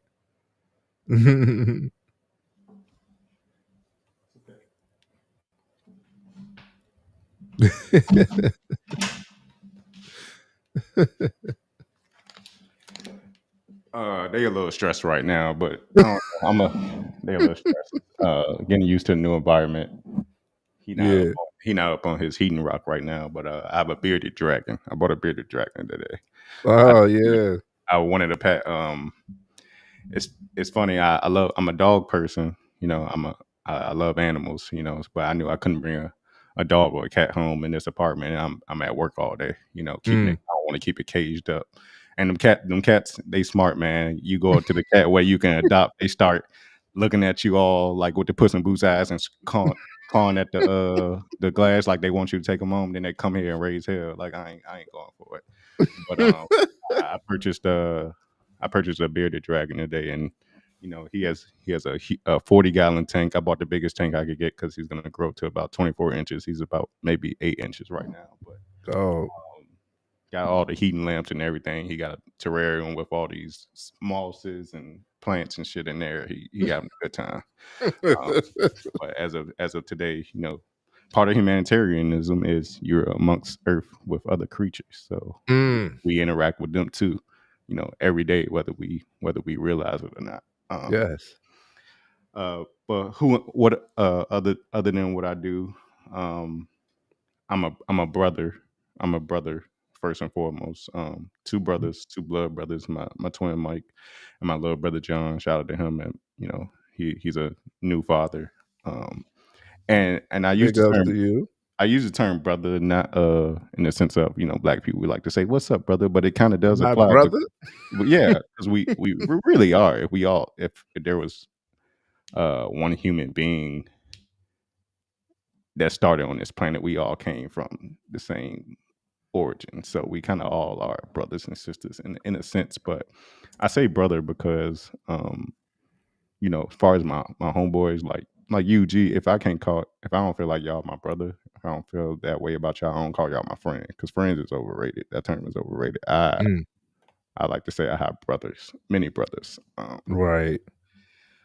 And what else? I also I'm a newer. I'm about a year in. I'm a content creator myself. I have the Mm-hmm. Contrarian sports channel. It's a little more raw and uncensored over there, not like I am now. We have fun. Me and my guy, like I said, Anthony Giovanni, as my moderator. Tune into that. We kind of in a rebuilding phase right now, trying to do some things behind the scenes to give y'all a better experience on camera. But I'm a content creator. Um, but that's what I do for the most part. Like I said, I'm a supervisor at UPS. I'm a brother, I'm a plant dad, and I'm a pet owner. Um, what is my passion? Mm, Uh, my passion is helping people who want to help themselves. I mm, would say my passion is helping people that want to help themselves. I kind of get a lot of that from my job. They say your job should be what you're passionate about. mm, It's not easy to realize on the surface some days, but I am passionate about people. I'm mm, passionate about seeing young men come into the working world, and they like these are 21 to 24-year olds, and their first job is going to be a UPS driver, right? mm-hmm.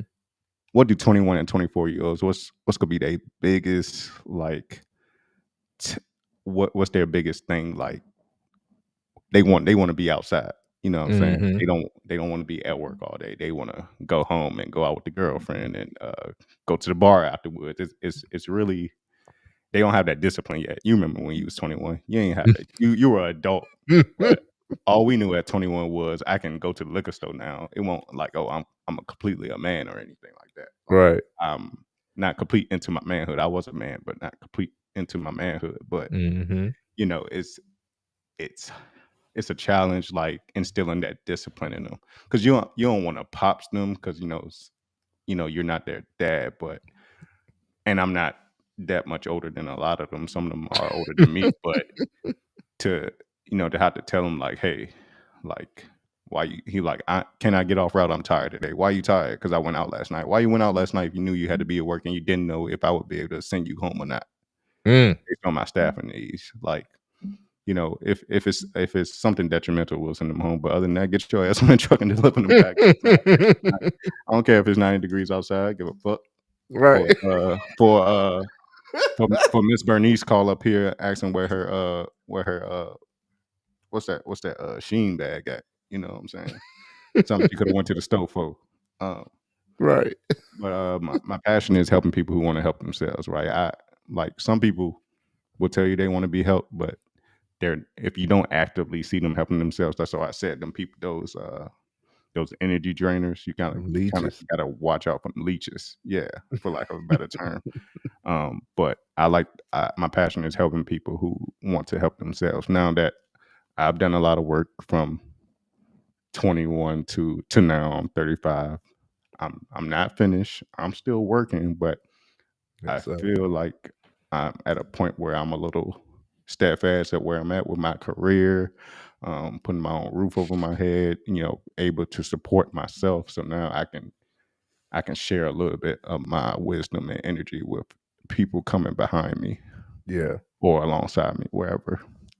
It's never too late to start doing the right thing. Right. Um, what is my purpose?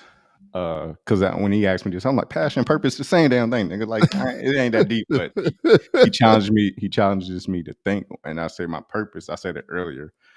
We're all a community. The world is one big village. Mm-hmm. Richmond is a, one, not the biggest village, but it's a large village. Compared to what you think a village is in literature and whatnot. But I see myself as one of the village shaman, right? Mm. Shaman, they have the skill set to help heal. I'm not saying I can wave a stick and say some chants and heal whatever is paining you, but through my experience, through my ability to make you laugh, I can bring healing your way. I can point you in that direction. Not point you in that direction, but I can tell you how I want to say this. I can kind of guide you to how you find that direction. Mm. In a sense, how you find that path to healing, because I am healing. People like to say I'm healed from my past. No, you're not. You're never healed, because you It's have not a a definite. whole life to. You're always healing. You're constantly Yes. healing. Constantly healing. For people out here, your parent died. You ain't never gonna be healed from that.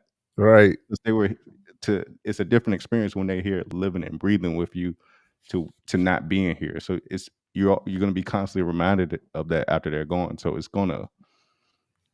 you might react to it, better as you go along, but it still stays here with you. Mm-hmm. So you're not healed, but you're constantly healing. I'm constantly healing.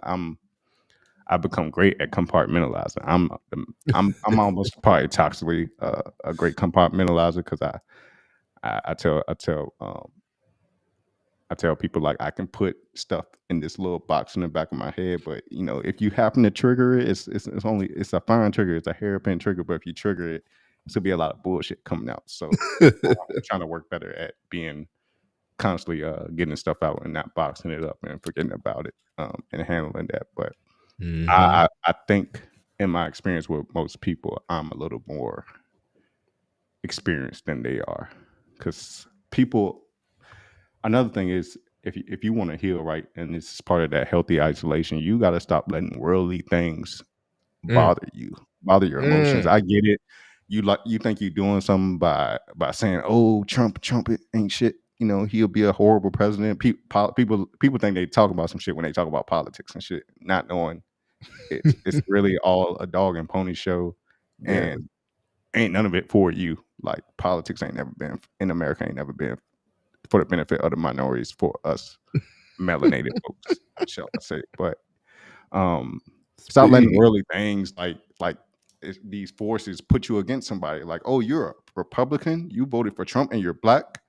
You're not my people. You're a coon. You're a sellout. Mm. Not it's not that deep, bro. It's not that. It is that deep, but it's not really. It's you let all these things influence you. Like we talked about, this new the red pill. I'm red pill aware. I do agree with some of the things they talk about, but when you get to like the fresh and fits that go extreme with it and whatnot, it's just like nah, don't let that deter you. I can't absorb See. that for so much. You know what I'm saying? Yes. You gotta have discernment with shit. You gotta have Mm. discernment. I think I practice discernment when with not letting worldly things affect me. But I see so many people on their social media. They over here posting about support Gaza, support Israel, whichever way you go. I'm not really big on all that, but it's like support here, support you at home and what you got going on, because you can't help if you not going over there putting a gun in your hand, or sending food, Food. or providing something over there. You not helping by posting on social media. You spreading the problem and the disease of the disconnection. Mm. You're not really doing anything. So you got to be able to move with discernment and stop letting worldly things bother you, and focus on what's right here in front of you. Mm. Your world. We're all interdependent, but you have your world. You have your world within this world. Like, stop worrying about shit Yes. that you can't do shit about. Yes. And if you want, and if you're an advocate for it, then go do it. Go over there and put a helmet on and jump over that trench and spray. You know what I'm saying? Like, Right. Do a uh, petition. Do something. Put some action behind the words. yeah. Like use your voice. Yeah, but how you use your voice. I definitely align with what you're saying. Like if it bothers you that much, then do something. And if it's not about coming, if you're not using your voice to bring people together, then it's irrelevant for real. If it's about picking one side, no, it's irrelevant. There's duality to all reality. Mm. People have different perspectives. You know, I'm knowledgeable of what the problem is between the Gaza and the Palestinians and the Israeli. But that I have my views on it, but I move with the understanding that the people on the other side have a totally different view of what's right and wrong. So who am I to judge them? Because they're human just like me. They're moving. They're reacting. Not saying reacting off their emotions, but they're taking all this information and taking in this movie in their eyes, and you know making a judgment based off what they receive, the information they received, or knowledge they gained. So I don't judge them because it's that's where, like you said, that's where we're unique. We don't all see things the same, and it's okay. It's okay. We can Right. still coexist. Like that's one of the things I do. Like, you know how people got all these political stickers on the back of their car. I do like that coexist one where you got the Star of David, you got the crest of I forget the religion, but you got the cross on there. Like coexist. Like I like that sticker. All the Trump 24 and I seen one where they said I believe this too. They said Epstein didn't kill himself. I believe that, but I'm like, don't put that on your car because you don't know who fucking following you and watching you. Mm. Okay, I like that. She said people lack the ability to have discernment. I'm sorry, this your show, Trey. You should be reading comments, and they lack the ability to tell the nuance of things. So we often get fed the extremes. Yeah, that's true. That's it. That's true. That's all media go give you. It's the extreme. Like, oh, I'm done. I'm done with that. Back to my purpose. Like I said, back to see how get me started. Back to my purpose. I feel like I have the ability to help people find that path to healing. Yes, sir. Yes, sir. So you said you're a brother first. If I First can't and call you foremost. my brother, First yes. and foremost, right? Another anecdote. I was working at Cracker Barrel when I was down at Hampton to because I was moving off campus, had my own apartment, so that's how I supported myself. But I had this older gentleman, older black dude. He's a military guy. He just he like to feel like he instilling wisdom in me. Sometimes he's like, "Hey, young man, you know who your family is?" I'm like, "Mom, Dad." He's like, "Mm-mm." He stopped me right there. Like, how many brothers and sisters you got? I got 2 brothers. That's your family, not your mom and your dad. Yeah, you love them. That's part of your what you call it? Part of your lineage. Mm-hmm. But your family is your siblings. Cause look at this. If your mom and dad whip your siblings, it ain't nothing and no worse pain than seeing your siblings in pain. You can like I've heard like my little brother, bro. Let me tell you this story. I'm sorry, y'all, I'm jumping everywhere, but I remember my little brother bucked at my mom one time. We in the hallway, me and my twin brother trying to see what the commotion about, and trying to settle things down. She closed the door, and me and my brother just in she giving him. I'm not telling on my mom. She ain't kill him, but she was disciplining him. Yes. And me and my You're brother giving them outside. that blessing. Me and my brother outside, like, we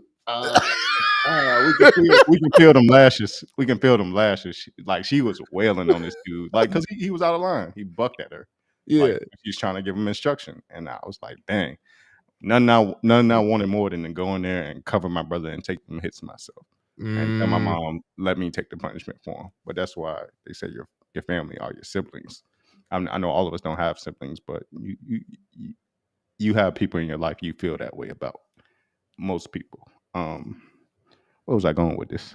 So, See what did I start on, Trey? Help me, man. Help me. yeah, it's because you're a brother first of all. Yeah, a brother first of all. A brother first and foremost. I do anything for my brothers. I go to jail for my brothers, everything. Everybody say that, but nah, fuck around and find out.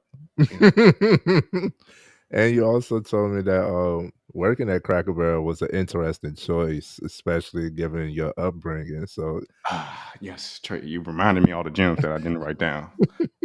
Part of your journey, right? Part of growth, right? People like to be that negative isolation. You feel comfortable. Comfortable. When you're comfortable, you can't really grow and expand your horizons. It's in areas where you're uncomfortable, when you go to do things you're not used to doing, be around people you're not used to being around, when you're in a different environment that Mm. helps you grow. I was Yes. in this example Trey brought up. I went to what's now Barack Obama, used to be J.B. Stewart Elementary on the north side off Brooklyn Park Boulevard.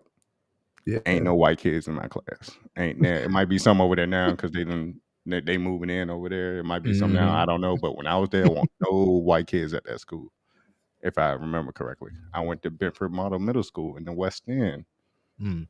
There was a couple white kids because it was a model middle school then, but they probably done moved out now because there ain't no model middle school no more. You know, shout out to the West End. I know everybody in the West End, bro. Like, because I went to school with them. Shout out to y'all, man. Shout out to West End. I went to West End.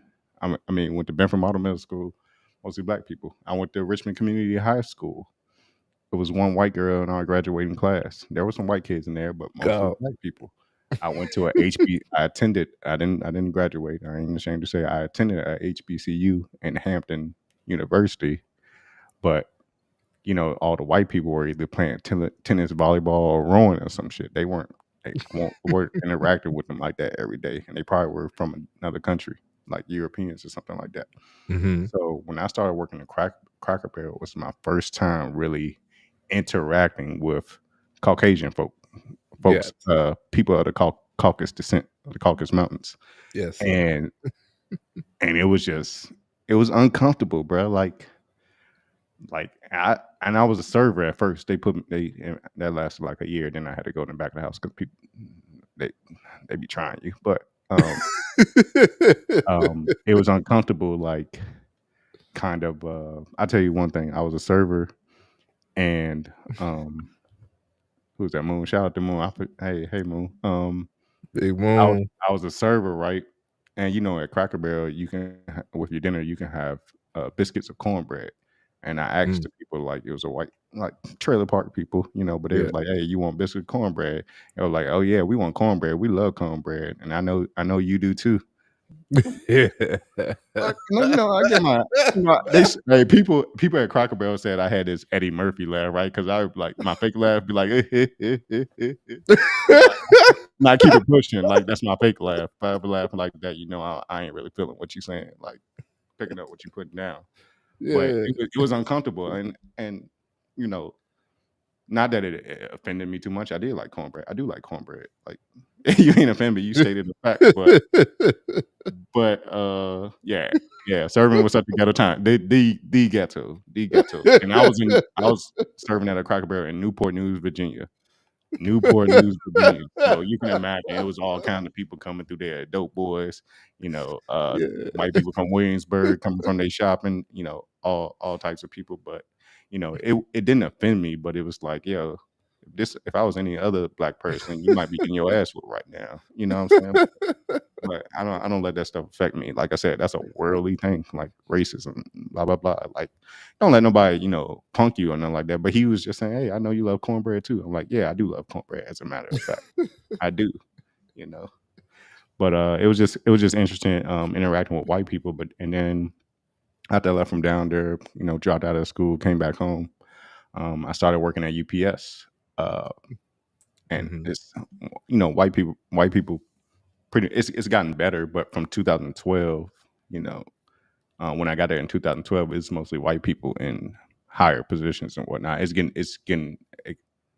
getting diverse. yeah exponentially better with the times we're in now. But you know, I had to interact with these people, my managers and my supervisors that were over me. I had to report to them, you know, and they could be a little, you know, it's an intense environment in there. You know, when you're trying to get thousands of packages loaded on a car in a span of 4 hours with people who just woke up or just smoked a blunt, just came from the bar, you know, like all people of all backgrounds. So it was just interesting interacting with them. And it's like, but at the same time, I realized I can learn from these people. That's where I'm not gonna say it was just white people because we had black people in there too, you know, doing their thing. But interacting with white people is where it was an uncomfortable environment. But that's where I've learned a lot from people of all shades in there, and that's why I have this lust for this financial knowledge and you know leading to generational wealth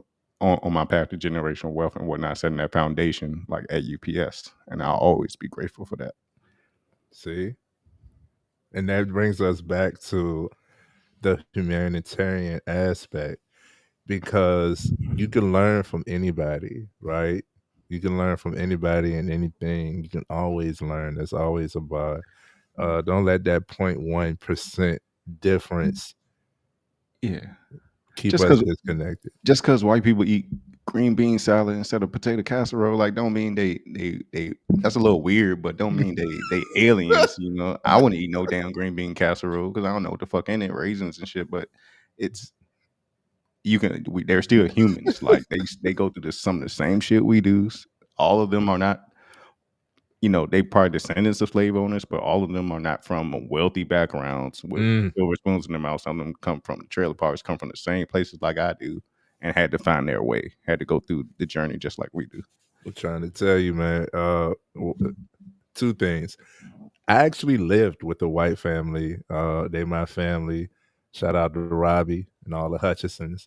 I actually lived with the white family, and turns out I love green bean casserole. It's my shit. You know what I'm saying? Put my French onion on top. You feel me? And Oh man, and what was the second point I was gonna make? Moon said, "I'm not here for them at all."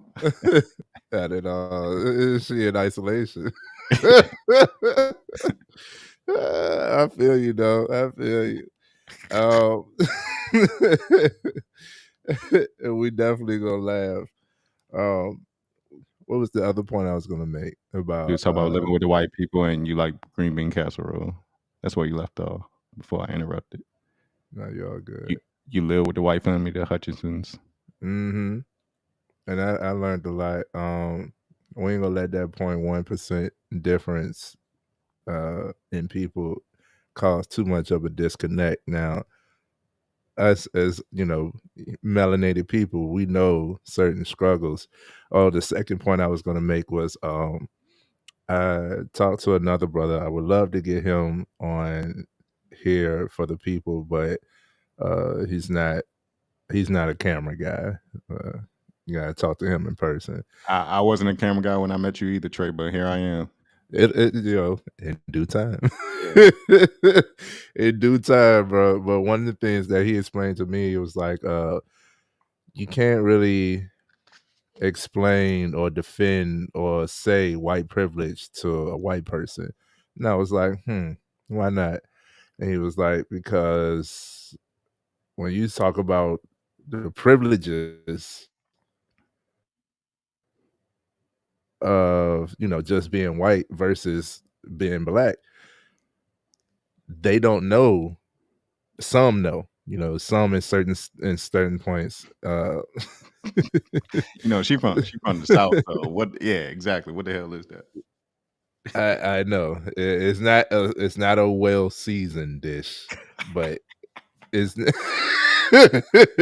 but it's not a miss for me. It's not a miss, but it's not a miss. Some stereotypes is Like fact. I'll eat green bean casserole. I haven't made it. Cause Tia probably slapped that shit off the table too, Oh, just like them snap. birds. Mr. West. Happy birthday, Mr. West. I didn't know it was your birthday, man. I'm pretty sure I like the post. Don't at me. I just saw you smiling, and I love to see my guys in good frame. So I like the post. I didn't know it was your birthday though, man. Big shout out to you, big Virgo. You know what I'm saying? There's a lot of Virgos in the building. We'll go ahead and clap it up for y'all.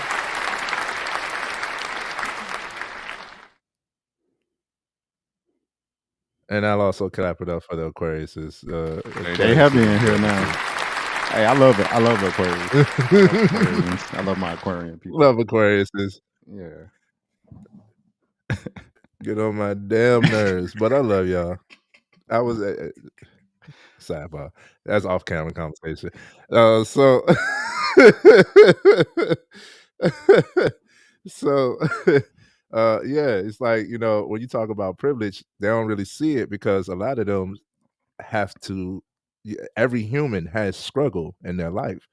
So initially, when you talk about privilege to a white person, they automatically like, no, because I got my problems too. Cool, but it's not the same as ours. Sidebar, and here we go. I can't stand a Leo. You Here you love a are. Leo. Yeah, here you are. Your future companion is a Leo. Stop Yeah, she playing. don't know yet. She don't know yet. You know what I'm saying? She do know. She just did that negative isolation. I'm telling you. Everybody who's here now, you'll have to go replay from the first question to understand what we're talking about. Yes, you said being a humanitarian means that you have to be out there. Cause for real though, you know what I'm saying? Yeah. My mama said she wanted 3 girls. She got 3 boys. There you are. Boom. Boom. You know what I'm saying? Yeah. Don't block your blessing. It's all these Leos coming around. It ain't for no reason. Yeah. You know what I'm saying? It ain't for no reason all these Leos coming around. Look at this one. If it's that well seasoned, I don't want it. Same. But just keep the salt and pepper near you. That's it. Hot sauce. You know what I mean? Put that shit on there. So,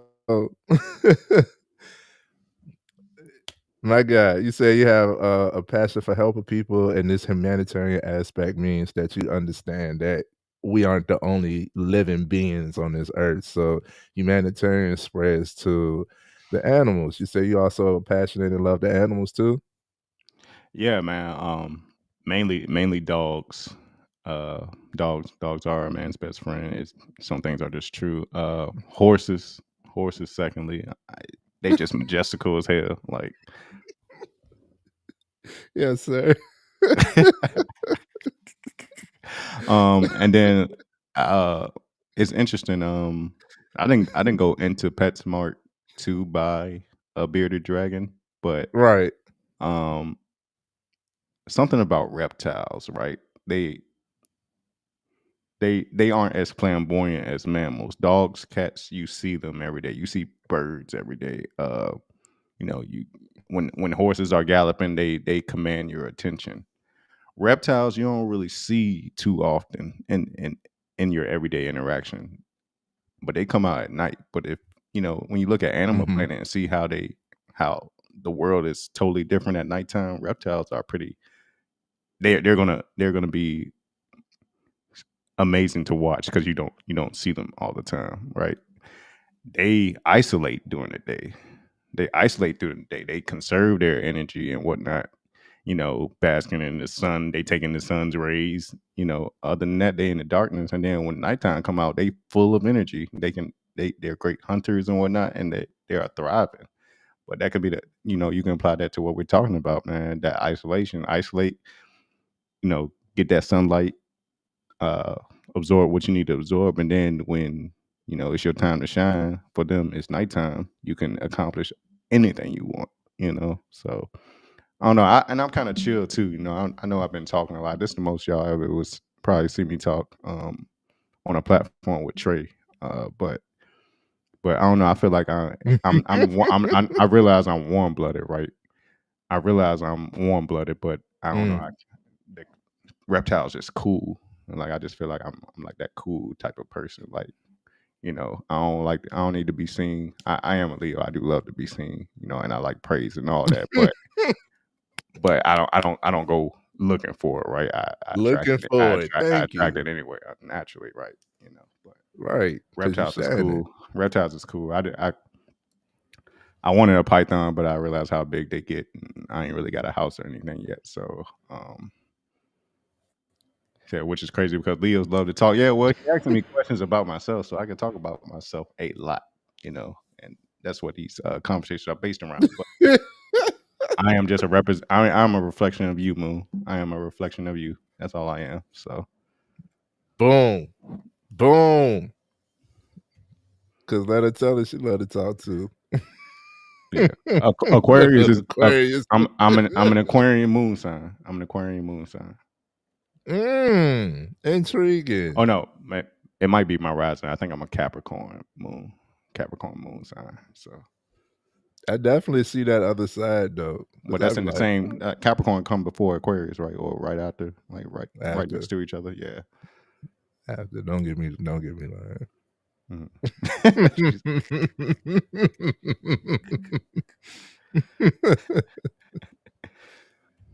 Yeah, so you have a connection with the dogs and horses, Yeah.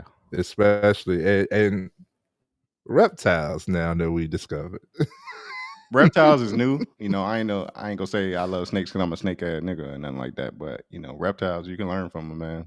They a different type of being. They it's like it's a reflection, right? We creatures of the day, they creatures of the night, but we still like it's like a reflection thing, like or not mm, reflection, duality. Like there's a different world at night, uh, as opposed mm, to the daytime when the sun is out. The moon can move nature just as much as the sun does. The tides are higher when the moon is out. Certain animals come out when the moon is out. They don't want to be out in the daytime, and then vice versa. In the daytime, plants, uh, all the and some other mammalia are more alive during the daytime. But we always living, everything living. We think because it's quiet outside, ain't shit going right. on. Keith, why you lying? Because you a talker for sure. Yeah, but I'm pretty sure the most To I've certain talked to you, people, the most I've talked to you is probably in a private setting, like away from a crowd. But I might be lying, so don't get me started. I might be lying, y'all. I'm learning. I love to talk, so when it's something worth talking about, yeah, he has So, proper discernment on who he gives this conversation to. all right, there you go, That sounded good. I'm gonna go with that. That sounded good. I can talk to I can talk to Aquarians. It's the most I've heard you Right. talk. Yeah, yeah. I don't. I rarely run into moon. I run into moon here and there. Like when it comes to the steps, like I ain't the most consistent, so that might be why. But It's that isolation. And so that isolation to do it. So if you said going over my notes, where matter of fact, we let at me question ask you the 3 now. next question. Oh yeah. Let me ask you the next question. That's what I was thinking too. That's why I said, I I get that a definitely lot. see that other I side. get that a lot. People like ain't no way you a Leo because you ain't flamboyant. You ain't out there. You ain't beating on your chest. Like yeah. I don't think I am either, but go on. Nah, you big Leo. You big Leo.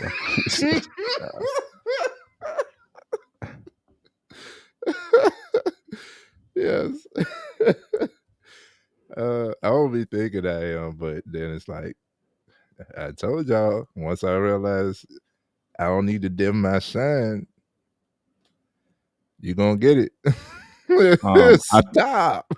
and I think I'm more so, and I think I've talked to Bleach about this. I think I'm more so finding my voice again because I think due to things that happened in my past when I was a child, I that's kind of why I like cut off my voice. Like I stopped talking to people, but um, Mm. I'm relearning to talk. Be an active talker because I be having a lot to say sometimes. I just don't be doing it. You know? Mine be going like this, all kind of different ways. And then when I'm outside, it just look like I'm what up, you know. Oh, go ahead with the next question, bro. Go ahead with the next question. Same for me, Keith. Word. Yeah, I'm We saying. relate. Yeah, exactly, bro. Big old Leo. So my next question is what led you to all three of those things? You have a passion for helping people, you're a brother first, and you're at you at in management at UPS for 12 years now. It's your 12-year anniversary. So shout out to you. Mm-hmm. Because that is no easy task. Nah, long as I say that the job was like 2 years before this, so Hmm. you know, To go in that motherfucker every goddamn day with the same goddamn people that get on your nerves. It's a journey in itself, man. It's a journey in itself. People you love, love my coworkers, but I see y'all more than I see the people I grew up with and lived with. So that kind of bothers me sometimes. But it's such is life. So you always say what led me to all that.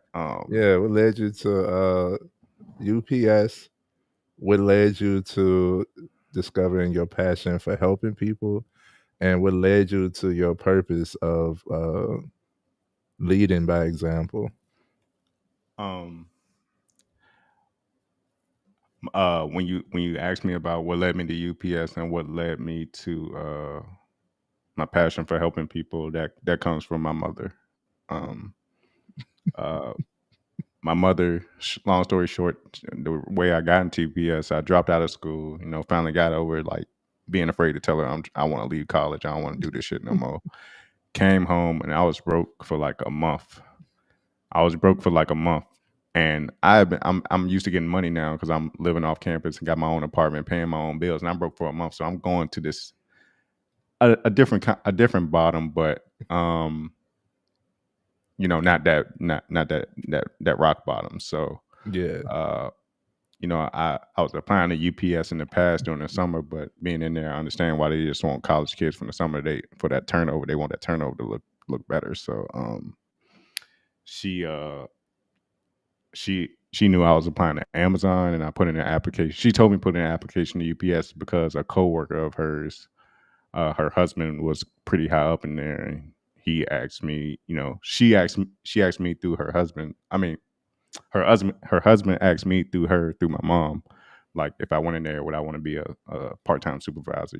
They help pay for my education if I want to go back to school and all this. So I was like, yeah, I'm broke. I'll do anything. Like if he'll hire me today, I'll do it. If Amazon had called me, I'll probably be at Amazon. They call you every holiday season, Stafford Solutions, asking, do you want to, extra holiday grind or whatever. But UPS called first. So, and that was just from my mom, like having a connection with somebody in her life and wanting to nurture me and cover me, make sure I'm good, because that's all my mom. I asked my mom, like we're having deeper conversations as we get older. I didn't really receive intimacy from my mom when I was younger because when my dad left, she kind of had to take on a lot, just raising three boys. Shout out to moms, bro. Yeah, shout out to mom. Love you, mom.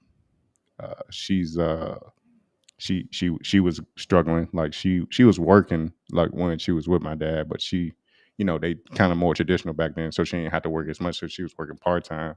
Now she's trying to find full-time work to support three mouths to feed. And it was kind of rough because she was kind of rough around the edges when she left my dad, because I felt like, looking back at it now, I felt like some of that anger, maybe she looked at us and saw pieces of our father and like, cussing and stuff.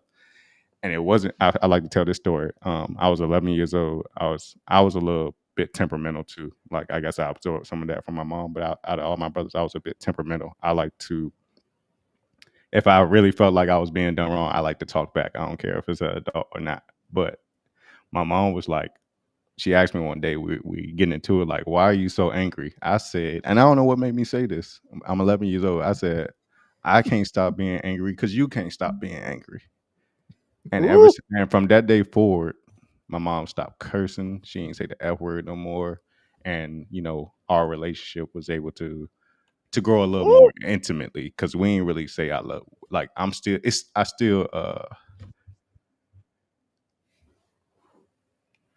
word. I'm gonna keep that in mind. We it's still weird to tell my mom I love you when I get off the phone, right? It's weird. Like if I say it to her, she'll like pause and study, like, I love you too. Bye. And then she say to me, I love you too. Bye. It shouldn't, like, what's you would happening? think that's something that just flows naturally. But I remember again when I was a Cracker Barrel, another OG of mine, shout out my big brother Carlos. He said he would notice when I would talk to my mom, because I'm trying to sit there, we trying to kick back, play Call of Duty, and get high. And my mom calling me, she interrupted my piece, right? Because she just asking me what I'm doing and whatnot. And I'm like, Mom, I talk to you later, bye. And he's like, hey man, why you don't tell your mom you love her when you get off the phone? I was like, man, she just disturbed Mm. my peace, blah blah blah. He like, hey, look, motherfucker, tell your mom you love her when you get off the phone, because you never know, you might not be able to talk to her tomorrow, because he had lost his mom and stuff. So I'm still getting used to it. It's a different it's work to get there, you know, because like I said, she had to take on both roles and whatnot. So, you know, that intimacy, you know, we never hug, kiss, or anything like that. You know, I still don't hug or kiss her, but we're learning to have deeper conversations and saying I love you. But I started this little anecdote to say my mom and I have been having deeper conversations, and she said all she ever want. I like, Mom, is there anything that you ever wanted to do with your life but you couldn't do because you had 3 boys, raising them by yourself? And she, you know, she comes from a very traditional family. Like my grandmother worked, but she kept the house. Grandpa went out and provided and did the yard and all the manly stuff. Really traditional. So I do have somewhat of an example of that. But she said, no, all I ever wanted was for y'all to get out, get from under my roof on y'all own, and just be thriving and be well. Like, I ain't want to do nothing. I don't really like to travel. I ain't going out of the country. What? People getting killed out there and whatnot. I ain't trying to go out the country. So she don't really have. I thought she was missing out on all that in my life, because that's what I want for my life, you know. But those things ain't as important to her. She just wanted her babies to grow up well and thrive. So my mom is the reason why I found UPS. You never know what one little action can do for somebody's life. Come on now. My mom making that phone call for me to UPS and talking with them to get me hired has changed my life so much. And you would think it ain't nothing. I just made a phone call, but if she wasn't thinking of me and covering me, I don't know where I would be right now. Like, I owe a lot to my mother, I think. My bad, y'all. Y'all gonna get me emotional. I ain't gonna cry though. Y'all get me emotional. I'm with you, bro. I'm with you. But deep down, I'm still a G. But yeah, my mother, man, that that one act of just caring and kindness, just, you know, I was like, let me pay that forward, you know. So, you know, as I've done the work diligently, I worked up my way up in my career, you know, doing very well for myself. I just want to pay it forward, because you don't, like I said, you don't know what kind of impact, you know, you reaching out and doing one little kind thing for somebody can change their perspective on life and change their world. So yeah, this chat is live. I can't even focus with every minute. I'm trying to read, you know, and talk. It's okay. No, I love it. I love it. We're a community. This is a group conversation. This That's is what not I just wanted. me and Trey talking. You know, I love Right. it. I love this. 'Cause You brought I the ain't seen people out. yeah, I ain't seen. I don't talk to these people regularly, but I'm familiar with these people, and it's great just to see them, you know, interact. And I'm loving this. This is, you know, fulfilling my spirit. You know what I'm saying? So, yeah, my mom is the reason why I'm at UPS, and the reason why my passion is just helping people who want to help themselves. Because I knew I wanted to go places in life. I want to retire my mom. You know, I want to just do a lot for her. You know, Yeah. but she the stuff I want to do for her, she don't even care about. So I'm like, what? Like, let me just pay it forward then. Let me just pay it forward. They arguing. They arguing. It got me too. When it comes to animals, I can say I owe that to my father. You know, my relationship with my father is still a work in progress. People don't know my background. You know, he left him and my mom split when I was 7. He was in the streets, you know, in and out of jail a lot when I was younger, and you know, he just, you know, he had his sons before he really found his way. And, you know, I even read through court documents of him being on trial where he said he loved us, but he felt like he had kids too early and whatnot. And I can understand that, because when I was 27, I was sweating thinking I'd get somebody pregnant and having kids, knowing I ain't ready to, you know, provide that for them. So, but such is life, you know. But this a little anecdote. We grew up with my dad's family. First, we were born into that house over on Montrose Avenue, right on Battery Park. You know, it's a beautiful, still a beautiful view. But we had a we had a husky Malamute, Ebony. Mm, We call her the nice. wolf because to us, when we little, when we like 3-4 years old, she's a wolf. You know what I'm saying? Yeah. Terrified because she was big. She was bigger than me and my brother. All three of us put together. So, one day my dad said, "Let's go outside and throw the football around." Like, me and my brother like, yeah, let's do it. We love sports, football, basketball. We all for it. That's what my dad did, played basketball. So if it's sports, Yeah. we all down for it. We go in the backyard. We start, we in a triangle. We start tossing the football around. Like, yep, this is fun. Oh, they go, Ebony, what? Oh, she changed up. We good. She in the back changed up, so we good. So my dad like, all right, y'all hold on a minute. My dad going to the back of the yard. We thinking he taking care of some shit. All right, me and my brother just playing. And out the corner of my eye, I see this big shadow. Like the sun got blocked out and everything. I see this shadow walking towards us, and I'm like, no, my daddy wouldn't let this dog off the chain while we playing. That's just cruel. But I look over and Right. Ebony, cool as a fan, just look. You know how a wolf, trotting, coming over to us. Mm-hmm. Me and my brother hug each other because we scared. Because we scared. Yes. We scared of this fucking wolf that's about to come eat us. Apparently, because my dad don't care about us no more, and it's just And he fed us to the wolves, literally. So Right. he said I remember he told us in a firm voice, man, y'all let go of each other, being silly, and we shaking and shit, let go of each other, and like keep still. Ebony come around my hand, like, let her sniff your hand. I'm like, what? You go bite it off? Like, let her sniff your hand, and she sniffed my hand. I pet her, and from that day on, I just love dogs.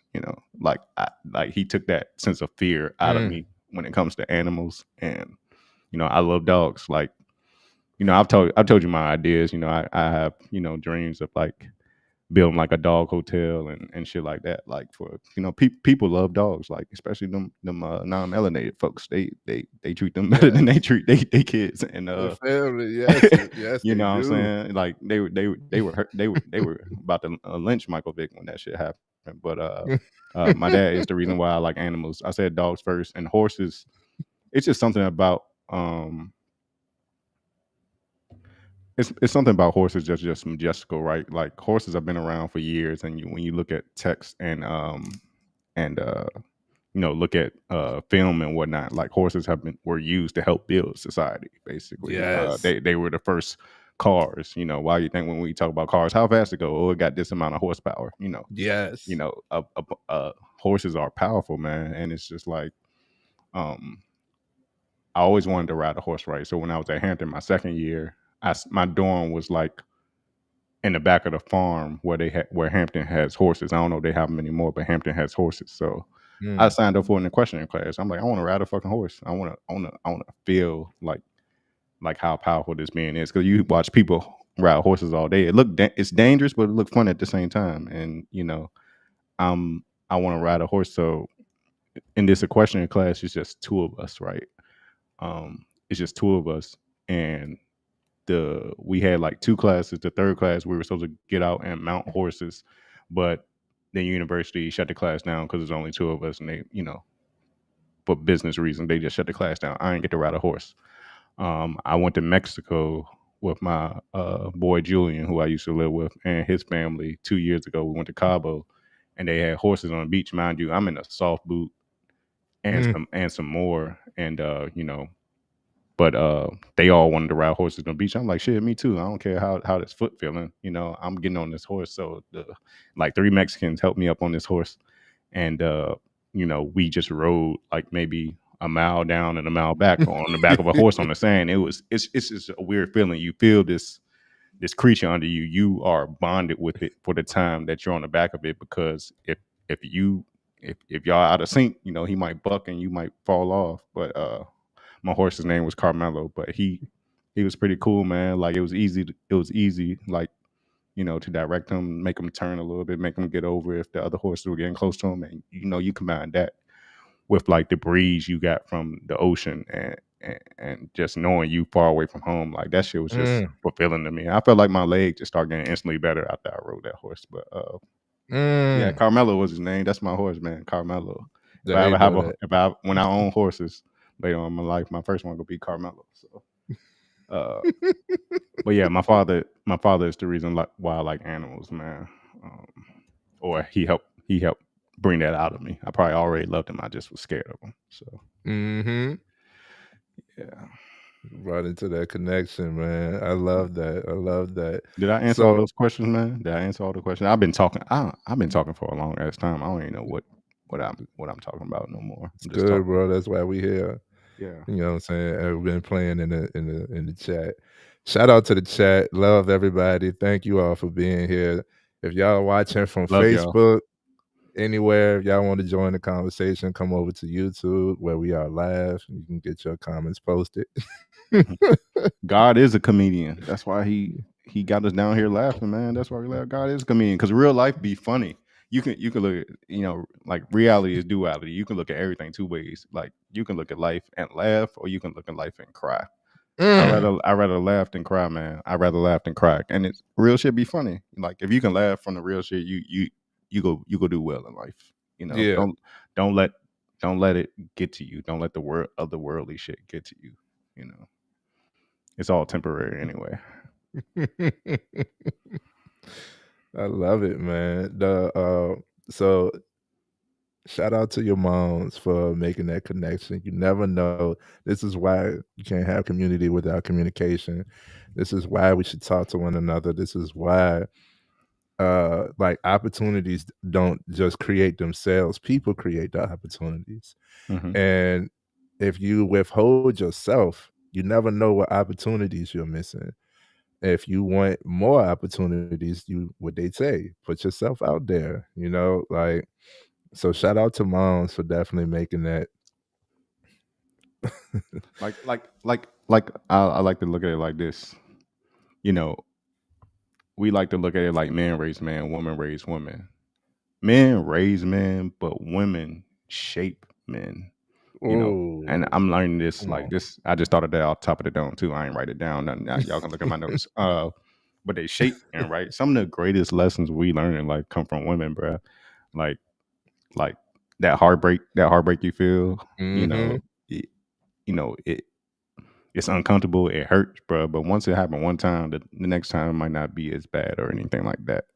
Um, and they can move us, bruh. A woman can move us. Like think about it. I know this kind of negative, but think about how a man can put so much time into a marriage and whatnot, and then if it happens, I'm not wishing this on anybody. If it happens to not work out, that man is like devastated. Like Mhm. people might think like, oh, the woman the only one going through some shit, but the man is devastated. Like, but women, we learn some of our greatest lessons from women, like in interacting with them and figuring out what it is we need to do to be better men. Sometimes like we can Absolutely. get that from a woman, like because women shape you. You ever notice how Absolutely. men we don't need much, right? Or we don't think we Right. need much. I got an apartment, I got a We bed, simple. I got a couch and a TV, right? A woman could come into space and be like, "Hey, well, you need a plant or something. You need some artwork here. I'm gonna buy you this because you need some cookware and some spatulas." I'm like, "Damn, I just was gonna get a bowl in the microwave and be done with it." But hey, I appreciate you. They just shape us, man. They keep us in Look, frame. They keep they us in say frame. they say we provide a house, they provide a home. That part. That You part. know what I mean? Like we could provide ingredients, but they gonna make a meal. You know what I'm saying? Yeah. Like whatever it is that we think like it's just enhanced, bro. Women, God knew what He was doing when He made women, Uh, especially black women. Moon said, "What about the plants?" That's why nature is mother nature. It's not father nature. It's mother nature. That plant, like it's about growing from the seed and raising it and flourishing. Like I just used the example with my mother. All she wanted to do was see the seed that my father planted in her, quote unquote, but just wanted that seed to grow and flourish. That's all she wanted, bro. Like so, Yeah, women shape men. I love women, bro. Yo, Nourish every part of me. Every part of me. You know what I'm saying? I Like I do. love women. I ain't the things I want. Like then when I said it's simple, we want to eat, come from a woman. We want to sleep next to our woman. We want to interact and get loving from our woman and go back to sleep. everything we want is within women, bro. It's within women, bro. And it's kind of like why we're here, to be with women. You know? Right. At least I think so. And how we got here. I mean, it's hey. It is how we got here. It gets deep, bro.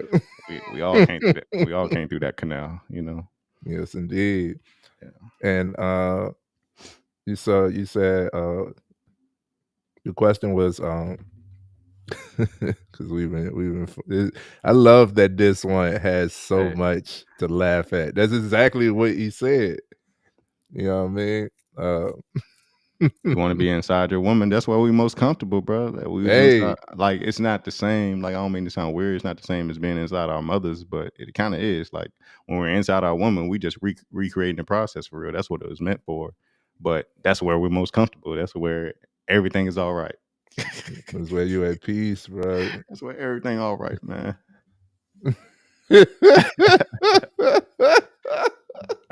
Hey, no, that y'all do be crazy. Like I don't. Cause I'm a fashionable guy. I do decorate and stuff like that. But then like my wife, I'd be like, how'd you do that? Yeah. I didn't even know that space needed that. You know what I mean? Like it'd be crazy, bro. Yeah. Go off, Keys. I'm going off. I'm trying to, you know. You know what I mean?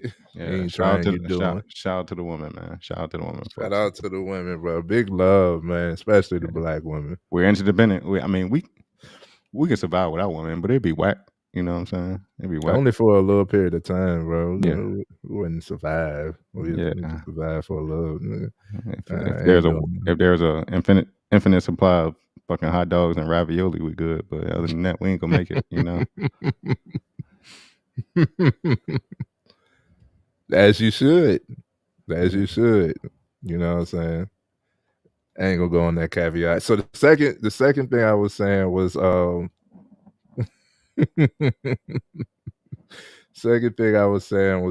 you said shout out to your moms. How did you get to UPS? How did you discover that you were a people person, that you liked, that you was passionate about helping people?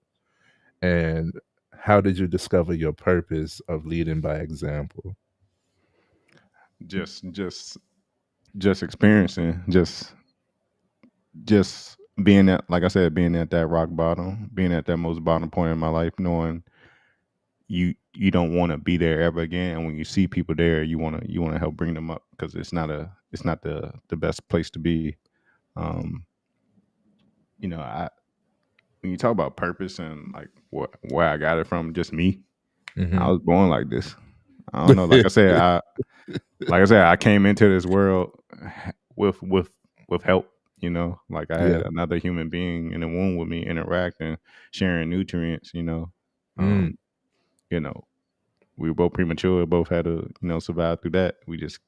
I just came up relating to people. So I think it's within all of us.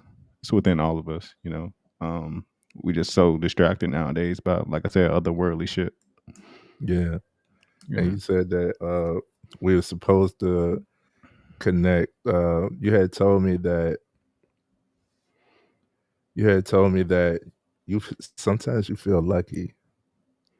I do, man. Because some people, I'm not trying to put myself on a pedestal or anything, but the reality it's you, of it bro, is, big old Leo. Come on, it is. I'm shining, baby. Look, I'm shining.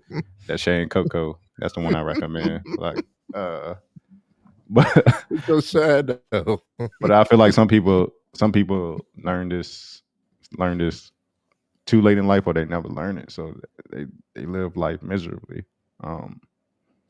Not miserably, but they, like I said, reality is duality, right? Everybody think when you die, you either going to heaven or hell. I think we right here in both of it. It's just how you see it. Like you can see life as heaven, or you can see life as hell. You know, when you're going from here, you're going from here. So I think some people just never find that connection they needed. Unfortunately, they never get it. Like when you think about a homeless person, I'm not judging them, and I'm not trying to say all of them are the same, but think about what led you to this point? When you think about how you were brought up, like I said, my dad was around, but I only had my mom. But what led to the point where you just became homeless? Like you ain't got nobody to go to, you ain't got nobody to help you out. Like it's it's kind of like Yes. I always look at them and I'm like, yo, this is.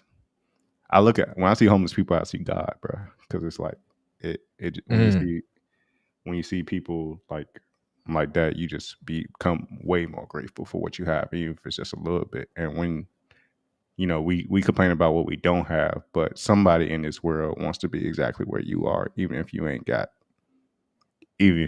none, bruh. And once again, I forgot what the subject was. I was going somewhere with this, but my short-term memory from the years of smoking the marijuana, I just forgot where we were, bruh. But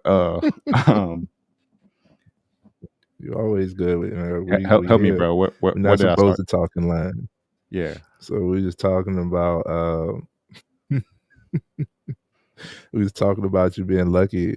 You finding Yeah. your Thank adversity you. lucky. You say Yeah, you just see feeling lucky, man. God when you see. No, go ahead. You talking? It's your stage.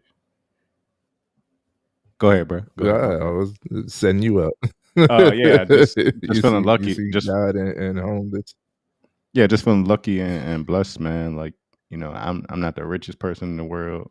I'm not the poorest, but I, like I said, not trying to brag or anything. I think a lot of people would like to be in the position I'm in, so I don't take that for Absolutely, granted, and I don't play with my blessings. So absolutely, I try to pay it forward.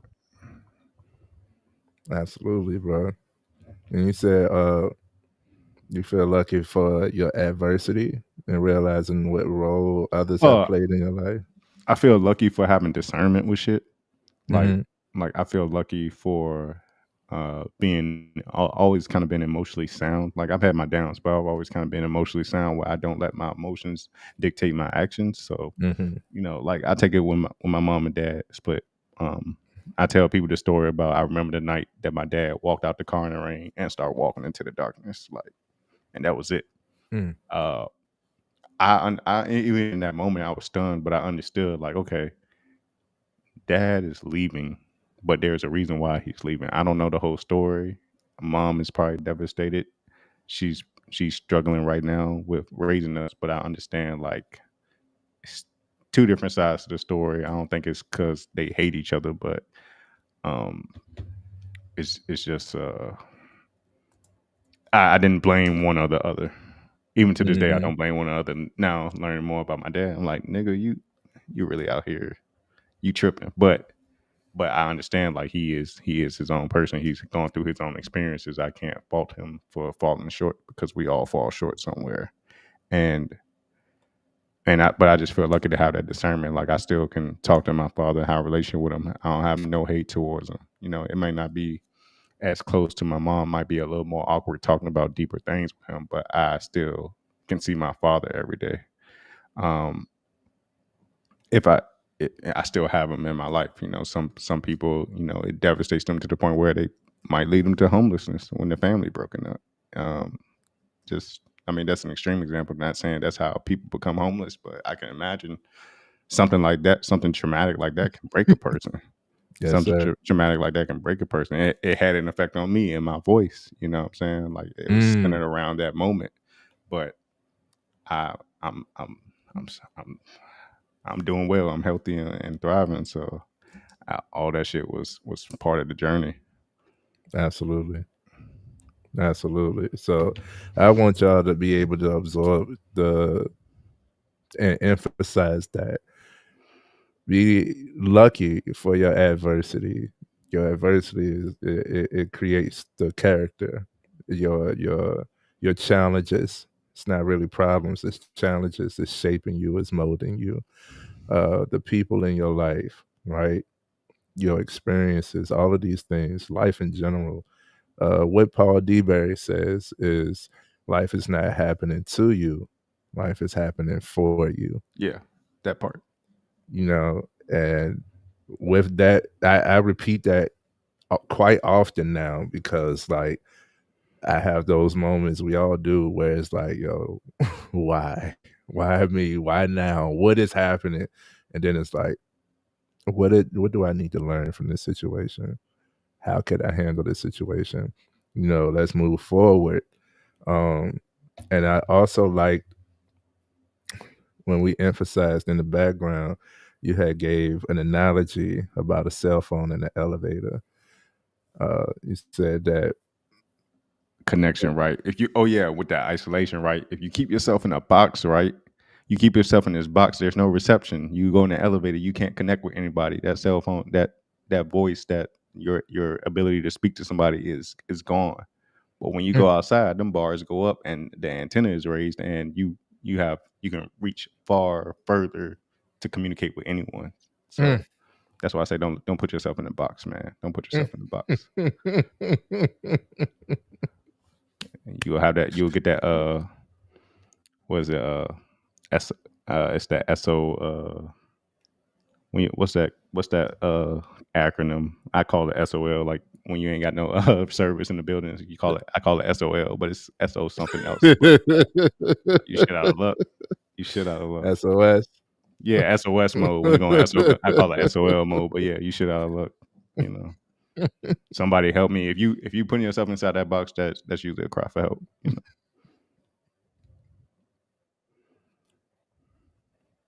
Right. Absolutely. That's also for how you think, and that's why people say think outside the box. And while we're talking about the box, pause. While we're talking about the box, my bad. While we talking about the box, don't put God in a box. This is why Moon's future husband is going to be a Leo. Now, you don't know what God has in store for you. You know what I'm saying? You don't know the exact destination for your life. You know what I'm saying? Like, we all have goals, we all have plans, but plans change. You know what I mean? So don't put God in a box with your limited thinking. This is why a lot of people, shout out to Bleach, said that he think God think he funny and he don't like it. She don't like it. It's because he got him in a box right now. He's actually quite funny when you step out this box. Like, you don't like. I just add everybody real quick. Yeah. It is hilarious. Think about you watching TV and somebody look up at the sky on a show and like, why me, God? It's probably it's like some real shit happened to him, but from outside it's funny. Like, life is funny. Real shit. Like real life is funny. I can laugh at the absence of my father being hella active in my life. I can laugh at that shit. Like that shit don't make me cry. No more, at least. Speak for yourself. Trey was born on the same day as Nip. Trey was born on the same day as Nip. That's why I knew I was gonna fuck with this nigga. Like I ain't no, when we born the day after each other. I was born on the 14th, he was born on the 15th. So connection. And every woman could benefit from having a Leo man in that life. This is not a public service announcement. I'm just saying. Yeah. There ain't nothing but facts. You know what I mean? There ain't nothing but facts. You know what I'm saying?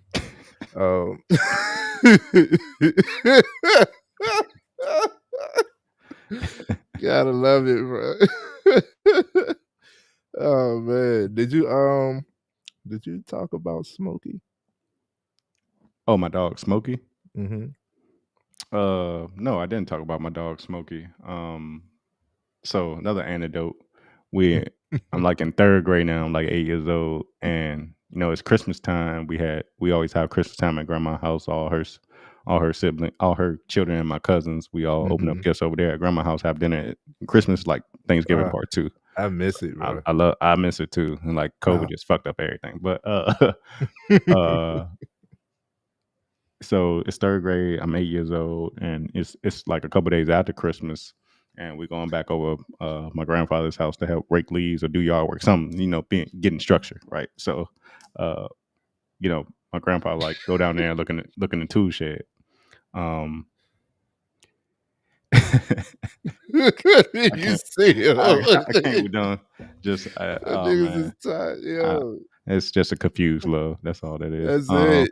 Uh, so he, Acceptance is my, y'all word. my grandfather is my grandfather is like go down there too shed. It's a surprise in there. So we go Mm. down there, open up the tool shed, rusty door sliding open, and there's a puppy in there. And you know how you're a kid, you see a puppy, your world just light up like it's like fireworks, everything go off. A puppy, and that was Megan. She was like a child mixed with something else.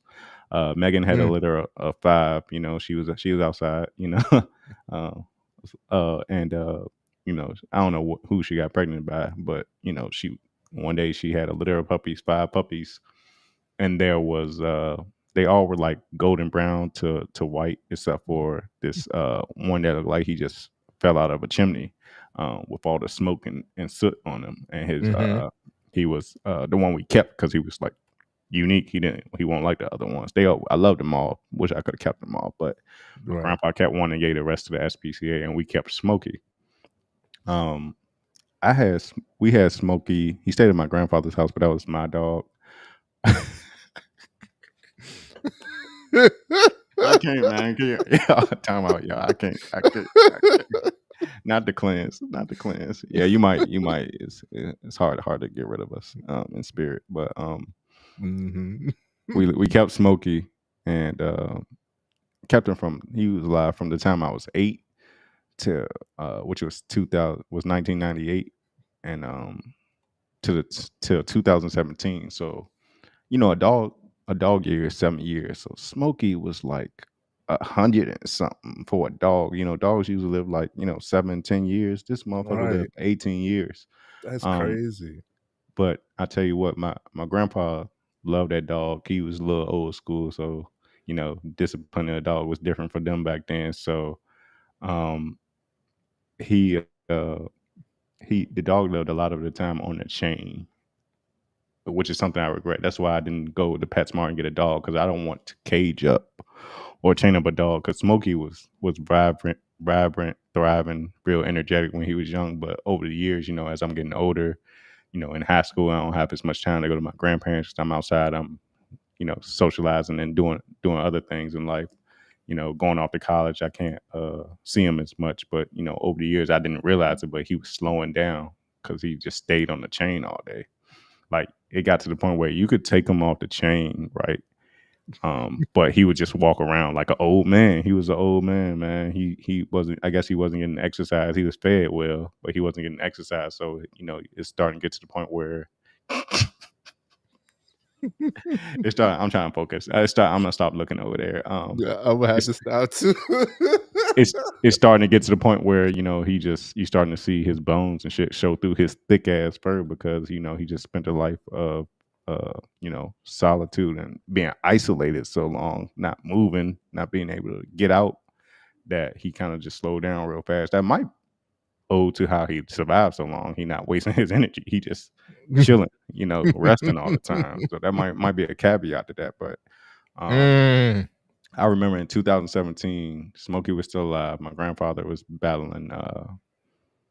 I forgot where he died from, but my grandfather passed away in May of that year. Right, Right. about a month later, Smokey. I remember seeing him like lay down, and then later that day, he just I guess he ascended too. Like, it's almost like he was connected to my grandfather. It was like, okay, Mm. the old man gone, so I don't have no reason else to be here.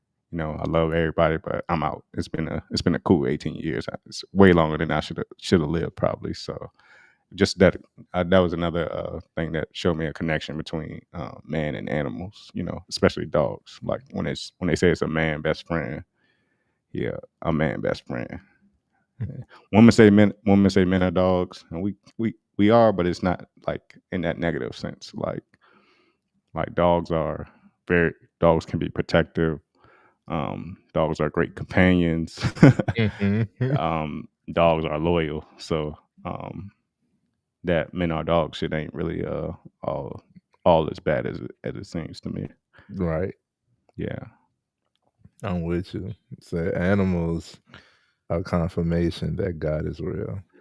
Animals are confirmation that God is real and that spirit is real. Like, Yes. like you ever looked a horse in the eyes? And the Like, eye. like that motherfucker just as intrigued with you as you are of him.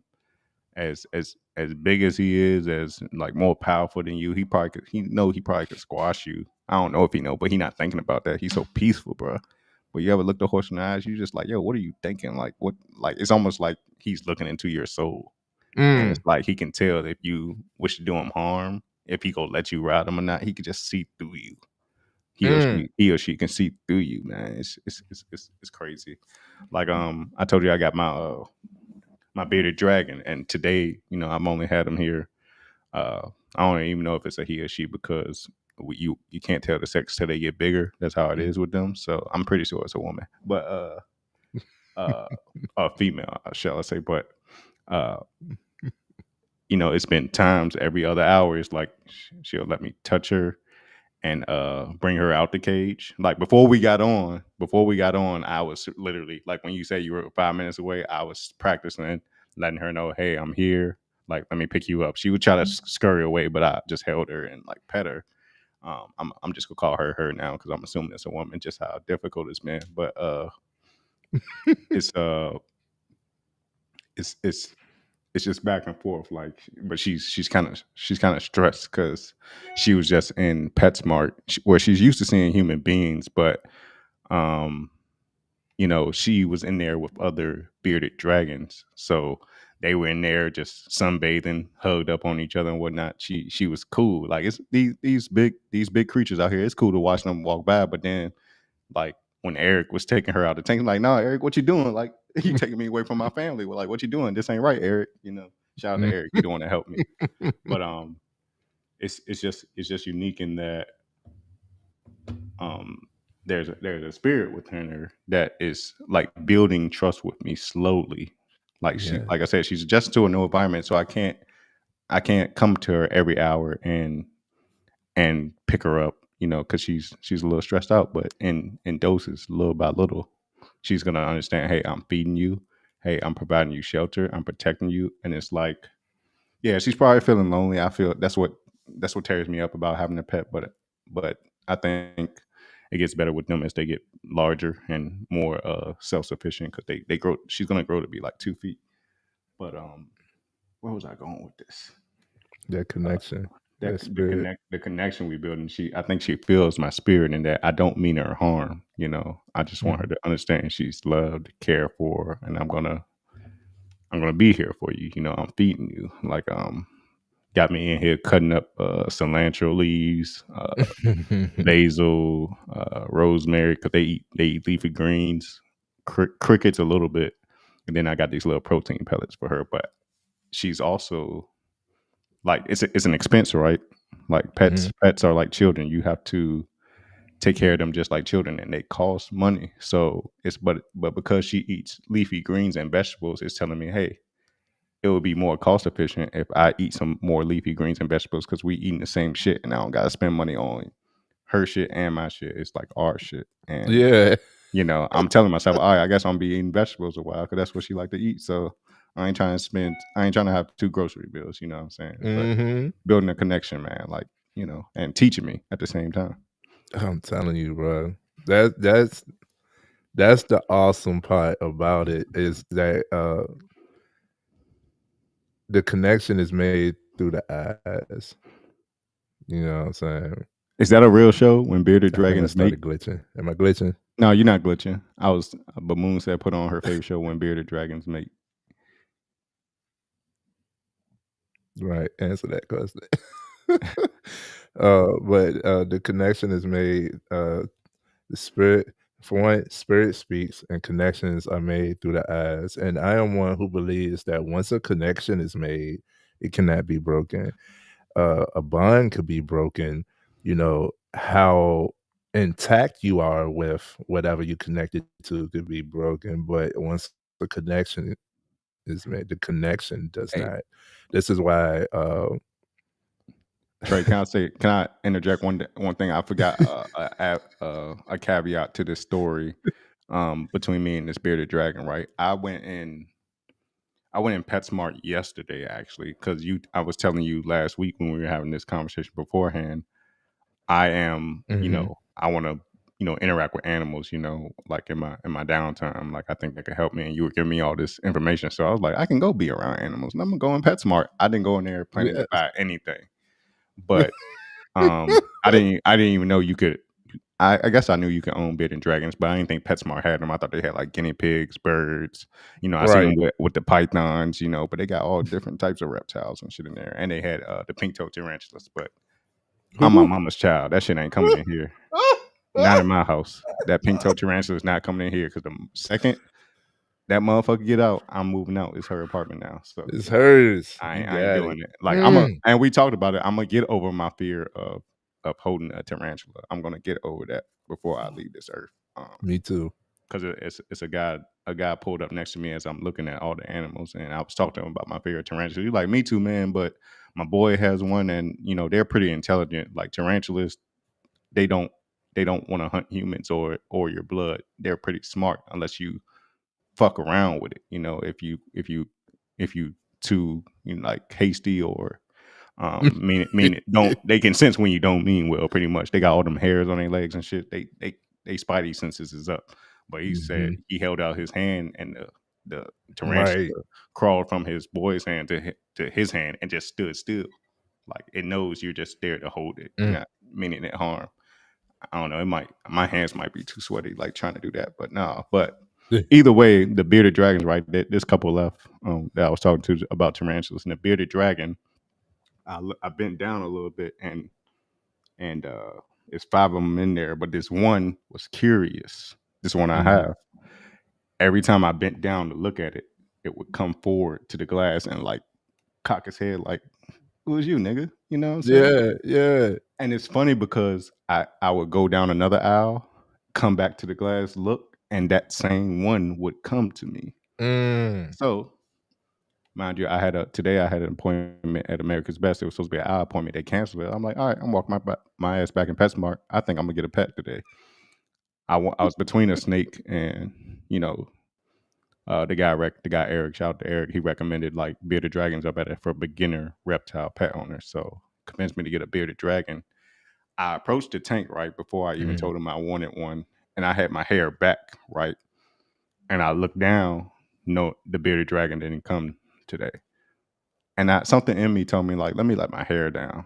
Let me let my hair down. So I had my hair down, bent over. That same bearded dragon came back to the front of the glass, like, hey, I remember you, like, and that's why I brought her home with me. Yo. It's crazy, bro. It was crazy. Like it Yes. didn't recognize me with my hair pulled back, but it recognized, hey, this the light skinned nigga with dreads. Like, so yeah, he cool. I'm gonna talk to him. Let me holler at my boy. So it's crazy, man. Connection. You never know. Yes. Y'all made a Animals connection, bro. animals are more intelligent than we give them credit for, and they learn from repetition just like we do. Mm. Come on, man. Y'all better learn some. So, did you ever find the show, Moon? Let us know in the chat. Yeah. All If we right, type that so in YouTube, it'll probably be some otherworldly shit we can run into. So I don't even want to type that in. right.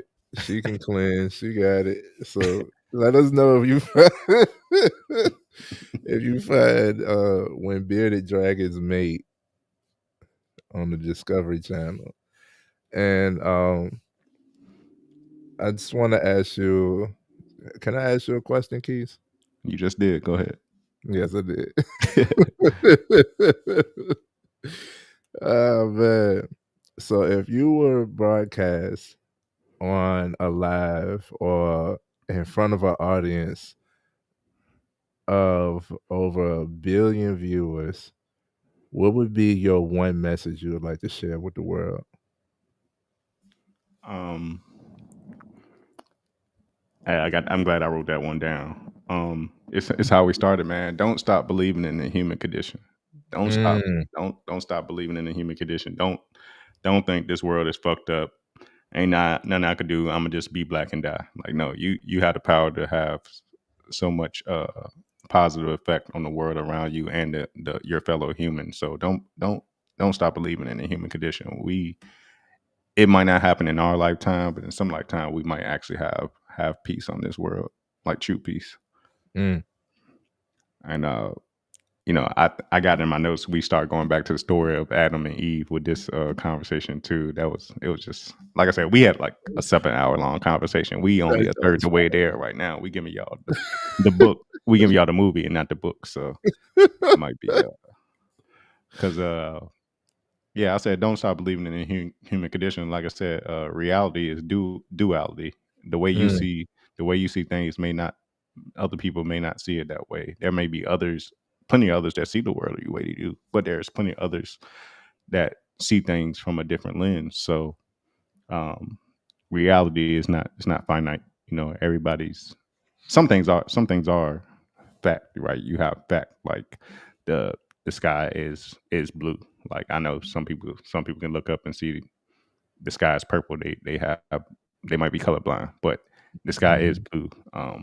Water is wet. You know what I'm saying? Some things are just fact, but reality is not. Reality is not just what you deem what's real. You Mm. know. And let's segue into it. Let's talk about Let's do it.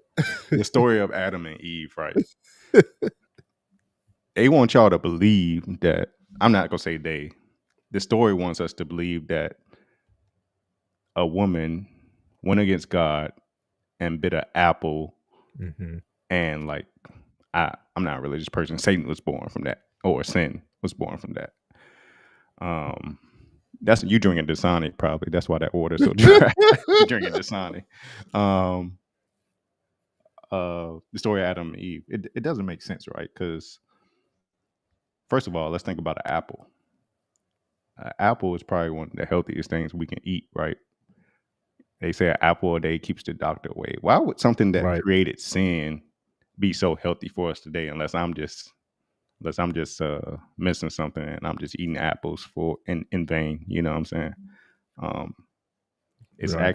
it's actually like I think I told you my theory is the forbidden. Or I was watching a lady break it down on TikTok. TikTok do be having some good shit sometimes when you get through all the bullshit. But I was watching this woman break it down that the forbidden fruit was actually having sex, right? Us having sex. She Mm. said, you know, God created humans, right? Though, and Right. he loved us. That was his greatest creation. But he also had the angels, right? Angels grew jealous of humans. Angels grew jealous of humans. So an angel, one of the angels that was cast down from heaven when there was a battle in heaven, like I said, all reality is duality, right? Mhm. Even in a place called heaven, there was conflict, Mhm. right? It was some people that had views on this and some people had views on this. Like that's why we got politics. But some of the angels, a lot of the angels were cast down on earth to live amongst the humans. Some of them hated us so much that they took away our power, right? Um, this lady breaks it down to say like the Bible would say, "Be fruitful and multiply." Mm. Her thesis is that we used to have the power to multiply by willing it to be, Mhm. but the angels, right? An angel jealous, you know, turned into the snake or whatever, or turned into what made itself look like a woman or a man, and had sex with the opposite. You know, I think that's what she was getting to, and that's why we no longer have the ability to. Uh, we can't. We have to have sex to multiply now. We don't have the power to just will it to be. You know that Mhm. divine power. Um, I know that's kind of deep and off the wall, like, but when I was getting to like reality is duality, like that might be right. You know what I'm saying? Like, it doesn't to me logically. It doesn't make sense that we bit an apple. Now we have sin. Right. Ain't none been unhealthy about eating an apple unless you like allergic to it or whatever. Or some people just don't like bleach, just don't like eating apples. You know. I know some of the shit is genetically modified now. They spray the dye on apples to make them appear red and whatnot. But you know, at its core, like the apple is pretty good for us. So it's just all about how you look at things. Maybe So if we you can will it to be. Maybe we can will it to be. We just don't like I don't know. We just you know if we could use the distracted, full. we so far up to where We're we so far are away that we from we haven't. so far away from God. Yes, so far Yeah, away from God. That's what I was getting yeah, to. Yeah, and that's creation that you I get speaking pregnant. of. That's a bar. I get pregnant with ideas all the time. That's a That's bar. a bar. That's a That's bar. creation, because we are creators and we're made in His image. And when I thought about the story of the whole Apple and stuff, I saw also in the social media realm somebody pointed out, it's like, but we the ones, like, it was comical. It's like, we the ones with the Adam's apple in our throat. You know what I'm Mm, saying? and we blame the woman, but And we blame, and you we see all can't this we can't man versus woman we can't shit. deal with ourselves. Yeah, You know what I'm saying? that might be a fact. And God, and if the story dictates, and this is why you can't get so caught on the word and you miss the word. Mhm. If the story dictates it correctly, God made man and saw that we were not. We can only get so far on our own. We were like this, You know what I'm saying? We need a little more And shape. We need a little more shaping. you know what I'm saying? And then like what are we amongst? And like you could have all types of stuff. Like Can't it, stand accountability sometimes.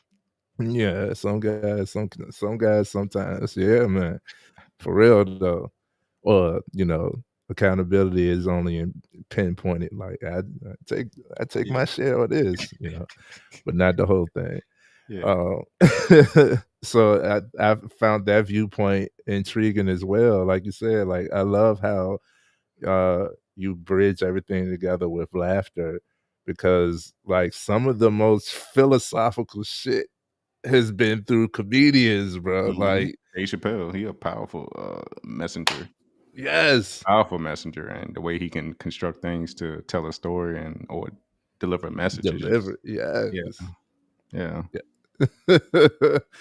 Oh, So, I heard that about the Adams apple too. We really the fucked up ones. And when you think about it, right? If it's a man, if it's a man's world, right, and we the ones yes, that build the infrastructure and everything, it's all based on us. We the reason why it's fucked up.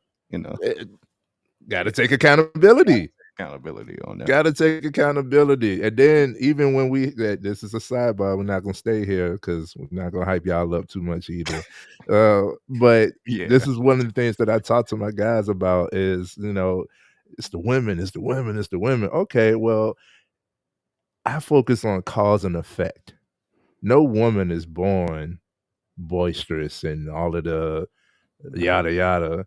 no. Women only focus on masculinity when they have to. If they can't rely on you to be the masculine, if they can't rely on yours, then they have to tune into theirs. You know what I'm saying? So she simply doesn't trust you in this area. You have to big up yourself, you know what I'm saying? And those that lash out, we come from our experiences, and you know what I'm saying? Like if you see a quote unquote, out of pocket woman today, I don't see what everybody else see on the surface. I see simply someone who is hurting, who is going through their healing, who is, repeatedly being shown that she has to only rely on herself. So it takes a good man to be able to be an image. You don't have to be, in a relationship with a woman to show her that good men exist out here. That's part of my purpose and why I can't have community without communication. I mean, all of the women in my life could attest that like I'm a good guy. And now they don't have no problem. I don't have these issues that a lot of guys have when it comes to women. You know what I'm saying? And it don't take much for interaction. It doesn't take much for accountability. It doesn't take much for trust to flow, effective communication, all of this stuff by you working more on yourself. And this goes in circle when we said in the beginning that you don't go looking for, it ain't what you looking for, is who you are. You are going to attract the type of person So if you keep coming across what Cat Williams say, if you keep getting ain't shit people, maybe you need to look at yourself. Something about you is attracting ain't shit people. You ain't Yeah, shit. yeah. You know what I'm saying? So all that goes in circle, man. And you're right. Accountability equals power. And I tell you, I want to speak on that. Accountability equals power, because I'll just say that. That's why I say woman shape man, right? Because say if say it was to a point where in the past where women in my life, if I was dealing with them on a more intimate level, when they broke up with me, it would hurt, and I would think, damn, they cruel. But when I go back and really think about why they told me they broke up with me, it's because I was falling short somewhere, and I was too maybe narrow-minded, egotistical to really accept that. I'm like, no, you just ain't for me like that or whatever. And to my day, my ego was like, oh, if I could, I love these women. I love all these women. Like not like that at the same time, but you know what I'm saying. I still got the connection, right? So, and that's why I have a hard time with women. We know what it is. With new, I have a hard time with new women because I have to tell them this part about me too. So, I don't hate them. Part of my ego will tell me like, damn, I bet you wish you still could be with me, right? But at the same time, it's like, nah, thank you, because I couldn't. I was so within myself and what you call it, self-centered, that I couldn't see that, and it took you breaking me down a little bit to really change and be better. So I that's why I say women shape man. Absolutely. And you think about it, all of us men are trying to be better men for who? Who are we protecting, providing, leading? You know what I'm saying? All of this stuff that is considered man, who are we doing it for? It's mainly the woman. Mm-hmm. You know what I'm saying? Like children too. But in order to get children, you gotta need go the through woman. Yes, sir. Shout out to the woman. Shout out to the women, bro, especially the black ones, man. Y'all hold a special place in my heart, man. And it's all hold on. Because y'all love dog. Is that a dog emoji? Is that a dog or a cat? I don't know. We love animals, yes we do. So, we do love cats. We love cats. It's crazy because this is one of the cats around my way has had kittens, and only one of them stayed. And this little guy is adorable. I'm like, yo. Hey, that's how they get you, though. That's how they get you. That's how they get you. They can reach your heart and then cause hell at the same time. Like cats know what they're doing, man. Cats know. Reality is duality, right? But cats, they shape men. They know it's the best, so they can get what they want out of us. But ain't nothing like a woman, bro. But I love that bar you said, with reality comes duality. Because in life is a balance. There's joy and pain. Rest in peace, Frankie Beverly, man. Rest in peace, Frankie Beverly. There's, you know what I'm saying? I'm about to start singing this motherfucker. There's joy and pain. There's joy and pain. There's rain and sun. There's good and evil. It's ups and downs. It's a balance, man. And you can't have all of one side. If it's all of one thing, I ain't gonna be too interested. And to that point, good and evil, right? Let's talk about good and evil. Let's do it. It's outside of you, but don't think yourself too high to not think it's within you also. Evil, good and evil is within all of us. You have the power of both. That's why I said, like, heaven and hell are right here on earth. I don't think it's no place you go to with sunshines and clouds or go to an inferno. You know how hot it is in the summer in Richmond? It's already an inferno. You in hell, and you got to go out here and work through that shit, right? You got to go out here and work through that shit. So it's all about Right. you can choose to live in hell. You can choose to live in heaven. Like we already here, you know. We already And- here. Wait, how your spirit will rest?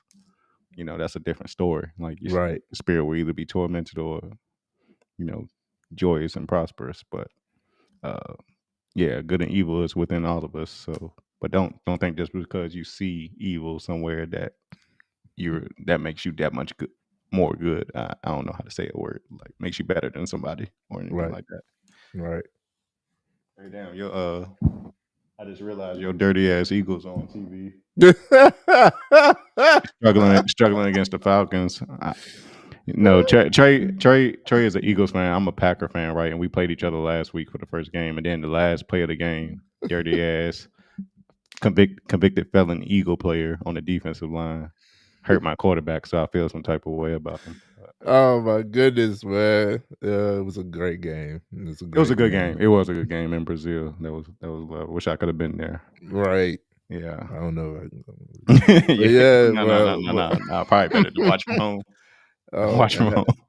I appreciate that we created that memory too, because I was able to watch the game with my brother in spirit. You know what I'm saying? Yeah. So that was dope. That was dope, man. And that's the same thing about me, more. There are things I thought I'd never do. There's a side of me, there's a dark side, but the thing is, I had to get in tune with that darkness. It's all a part of me. It's acceptance, like I really had to accept the fact that Let me talk about it could get duality. like that. Let me talk about duality again. Let me talk about that in the aspect of love. Love can be prosperous, and love can be kind, but love can be painful too, right? You ever fell out with one of your homeboys, right? One of your day ones, like to the point where you ain't talking to this motherfucker for like a year plus.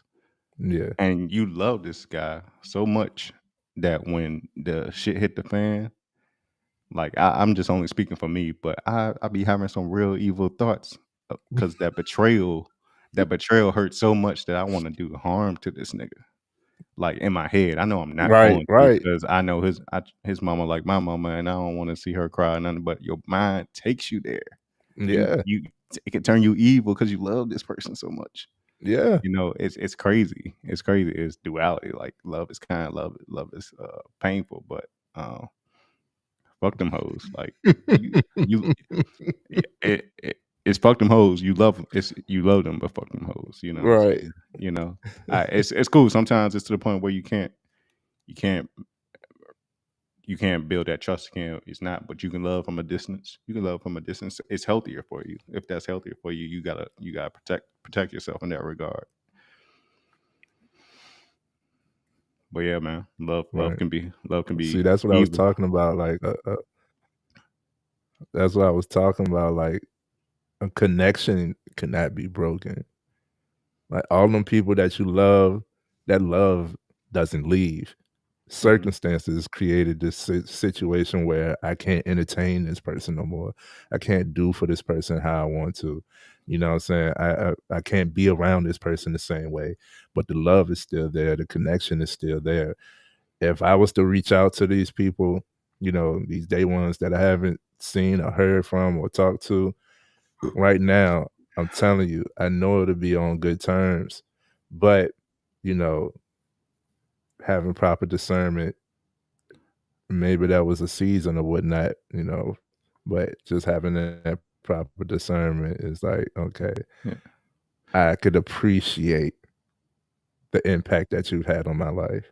Yeah, You know what I'm saying? you learn from that Like experience. if you learn from it. If it was good and it turned evil, then I'm not going to jump right back into evil waters. You Yeah, know what I'm saying? yeah.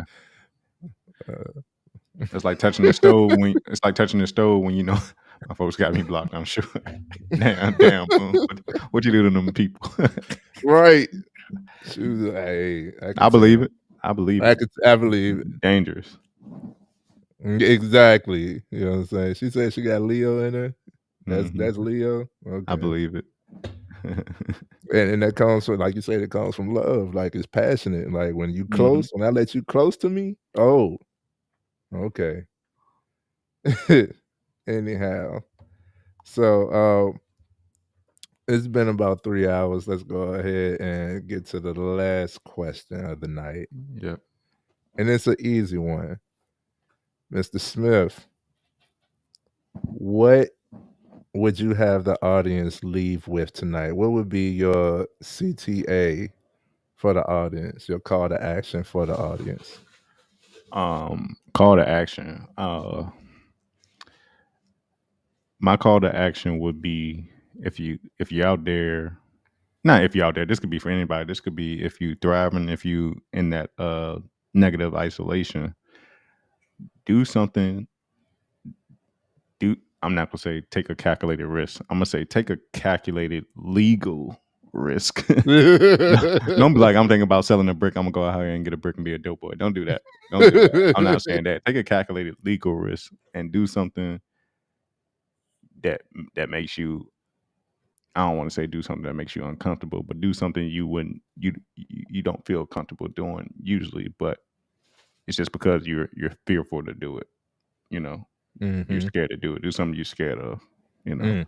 if it's you scared of heights, go jump out of a plane. You know, if your blood pressure good and all that, don't do it. If it's gonna cause you a heart attack, like for me, I'm terrified of large hairy spiders, but I'm going to hold one day. I'm going to conquer that. You know, I am first too, bro. experience I get, the first chance I get. Yeah, just take a calculated, uh, just take a calculated legal risk and do something that you otherwise wouldn't be comfortable doing, and you don't know. It doesn't have to be something you do. Maybe just change your environment, go somewhere you not where you feel like the people that are there are just so much different from you. You don't know what kind of connections you can make. Just change your environment. Mm, If you feel stuck, feel like you ain't going nowhere with your career or working life, change your environment. absolutely. That's the call to action. He says, change your environment. Stop letting so much. Otherworldly shit bother you. Yes. Turn off the TV. Don't be on social media. Like, yeah, those are people on there, but they can't teach you shit. They just feeding you bullshit most of the time Hmm. anyway for profit. You know, like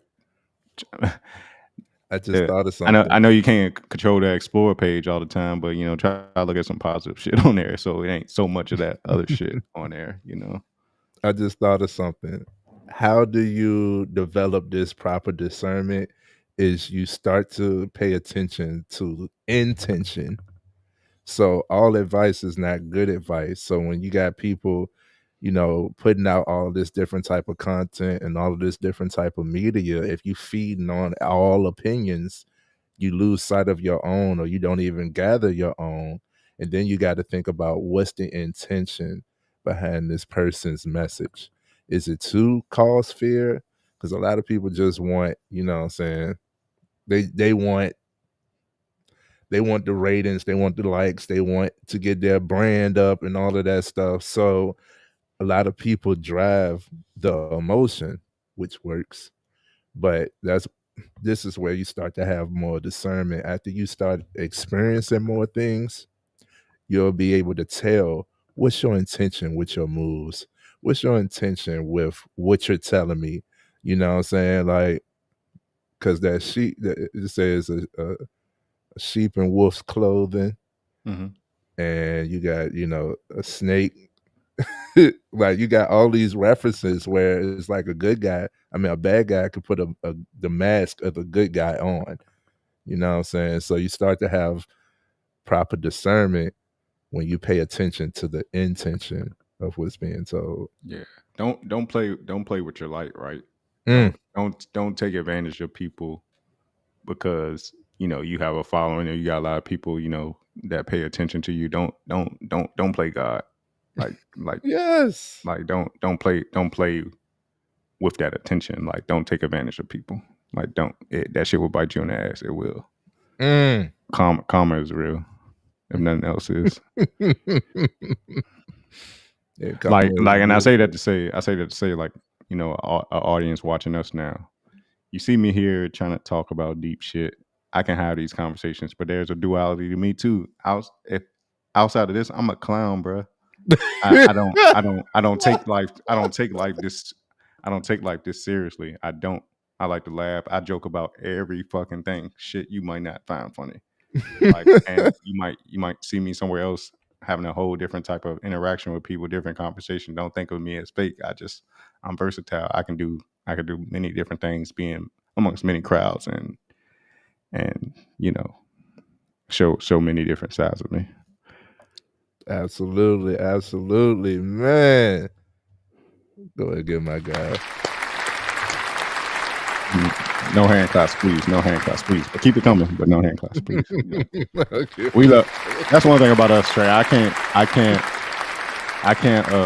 can't knock it. Leos, we love praise, especially like, you know, with the women and like Bleach and Moon in the in the comments, you know, giving me compliments. That shit, I eat that shit up like it's tofu, and you know, but I'm humble. I'm gonna take it and humble myself afterwards. But in the moment, it really makes me feel overjoyed, you know, Right. to hear that. We appreciate it, man. We do appreciate it. We do acknowledge the praise, but we also do have humility. Yeah, definitely. If like I can pop my shit in front of the camera, and then like Moon said, she wouldn't think I talk this much because I'm humble. I really am humble. Mm-hmm. You know? I couldn't think of anything. I couldn't think of anything else to say. Tofu, you know, it's kind of protein, but it's not meat. You know, because meat can be toxic. Too much of it. I don't know why I said that. I was thinking the same thing, bro. All right, my man Quis, is there anything else you'd like to share with the crowd? No, man. If you want to connect, man, it may take me some time, you know, if I don't know you like that, but my handle is Keys_stupid with 2 O's instead of a U, because I'm a straight fool, like on Instagram, and probably Twitter too. You can reach out to me on Twitter, Instagram, Bleach Moon, everybody in the comments. I'm gonna connect with y'all somehow. Like, I hope it's not. I'm a respecter of other people's space, but I'm gonna connect with y'all somehow. And you know, I just love y'all, man. I love people. I love y'all, man. Bro, take up some space, bro. They want you to. Yeah, I know. But it's like I can talk right here because I'm, you know, talking to you and they hear. But then when I see them, I'm like, hey. Yeah. Look at that. I'm not gonna hit you, Keith. I'm flakier than a biscuit. It's cool you flake, but you know, the bridge is there if you want to cross it. So there you go. Yeah. And just like that, you can't break the connections. I'm trying to tell y'all, man. Yeah. Connections made, you can't break it. Even if we ain't on good terms, the connection still will be there once it's made. Well, I do appreciate you for coming on, sharing this time with us, man. You are an amazing guy. I'm happy and privileged to say I get to know you, and I'm gonna get to see you on your journey. I see so much progress, inward and outward, man. Don't give me a demand. I'm not a dog. Like, don't give me a demand. I'm gonna do the opposite just to piss you off. Come on now. That's Leo shit. That's Leo shit, right? Go. I'll let you know when I'm available. How about that? Go. I appreciate you having me, man. It's been fun. I need to put myself in position to have more conversations like this, because, like I said, outside of here, I just go about my day and I'm a clown, man. So you know, I like to be centered sometime and put in positions where I have to actually think about what comes out of my mouth, you know. Aquarius ain't that fire, bro. Aquarius water. So hey, man, opposites attract, you know. Should get it confused sometimes. Thank you for being here, Quan. Man. We'll see Quan when he back outside. I know he taking a little hiatus, but it's needed sometimes. It's needed. Mm-hmm. Gotta retreat sometimes. I'm surprised we got this done in 3 hours after we was on that first question for the whole first hour. I was like, we ain't gonna get through this. No. No, we are. Yeah, man. Look. Fan the flame. It's Aquarius wind or water. Oh, it's an air sign. Yes, air. Yes, air. Fire, like fire needs oxygen to breathe. So yeah, that's a fact. Air signs. Hold on. Let me go outside and breathe. Let me go outside and take a breath. I'm still breathing. I'm good. Scream. But that will wrap it up for us, guys. I do gotta go and get some stuff together. I haven't had dinner yet. And all Me neither. I'm about to fix a PB&J right quick and call it. You know what I'm saying? Some slight, so I can have a good night. Y'all say thank you to my guest, Mr. Marquis Smith. I'm humbled. I can't appreciate you enough, bro. I love you, bro. I'm gonna be in touch with you. Love you too, bro. Appreciate you again. Always, man. Thank you guys for being here. Get you a woman.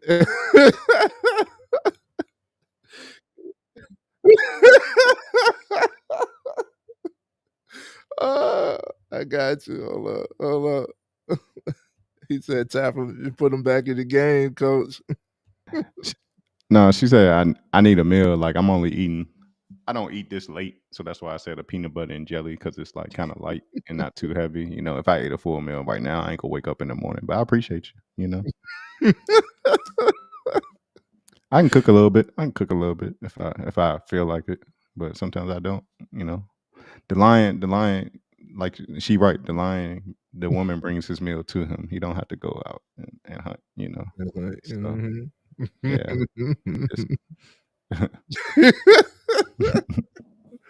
I'm done with y'all. We'll continue more of these conversations off camera. Yeah, love y'all, man. We gotta be at the steps or something. Yeah, at the steps or something. I gotta come out there. So would you maybe say? I might. Maybe. I don't know. Because I don't say if y'all got it. Anyway, at the steps, it will be. All right, y'all. Y'all have a good night. Get some sleep. Yes, sir. Thank you all for tuning in to this Power People Live. Try to dissect stuff. But yes, that was my guest, Mr. Marquis Smith, powerful brother, aspects of the humanitarian. And I can't say enough about him. Definitely go check out his YouTube, the Contrarian Sports Channel, link in the description. It is a sports channel, and he does talk. They, like you said, they get a little bit more raw over there. It's uncensored. So if you like sports and you like to see more of Mr. Marquis, go subscribe. Just go subscribe anyway to support his channel. Also, you can see him on the FMF Network. Go check out the FMF Network, FMF Podcast, right here on YouTube as well, to go see other gems that Mr. Marquis has dropped on us over the years. And you want to follow him on Instagram. The Instagram is at Quis, Quis _ stupid with 2 O's. That's 2 O's. And as you can see, he's a humble guy. He'll follow back. Oh, man. But it's always all love. If you would like to be a guest up on here with me to go live, a Power People interview, it's one call away, one email away, one DM away. Reach out. It's just a conversation. You never know what could grow from it. All right. I'd love to talk to you. And I'll be seeing all of y'all. Peace.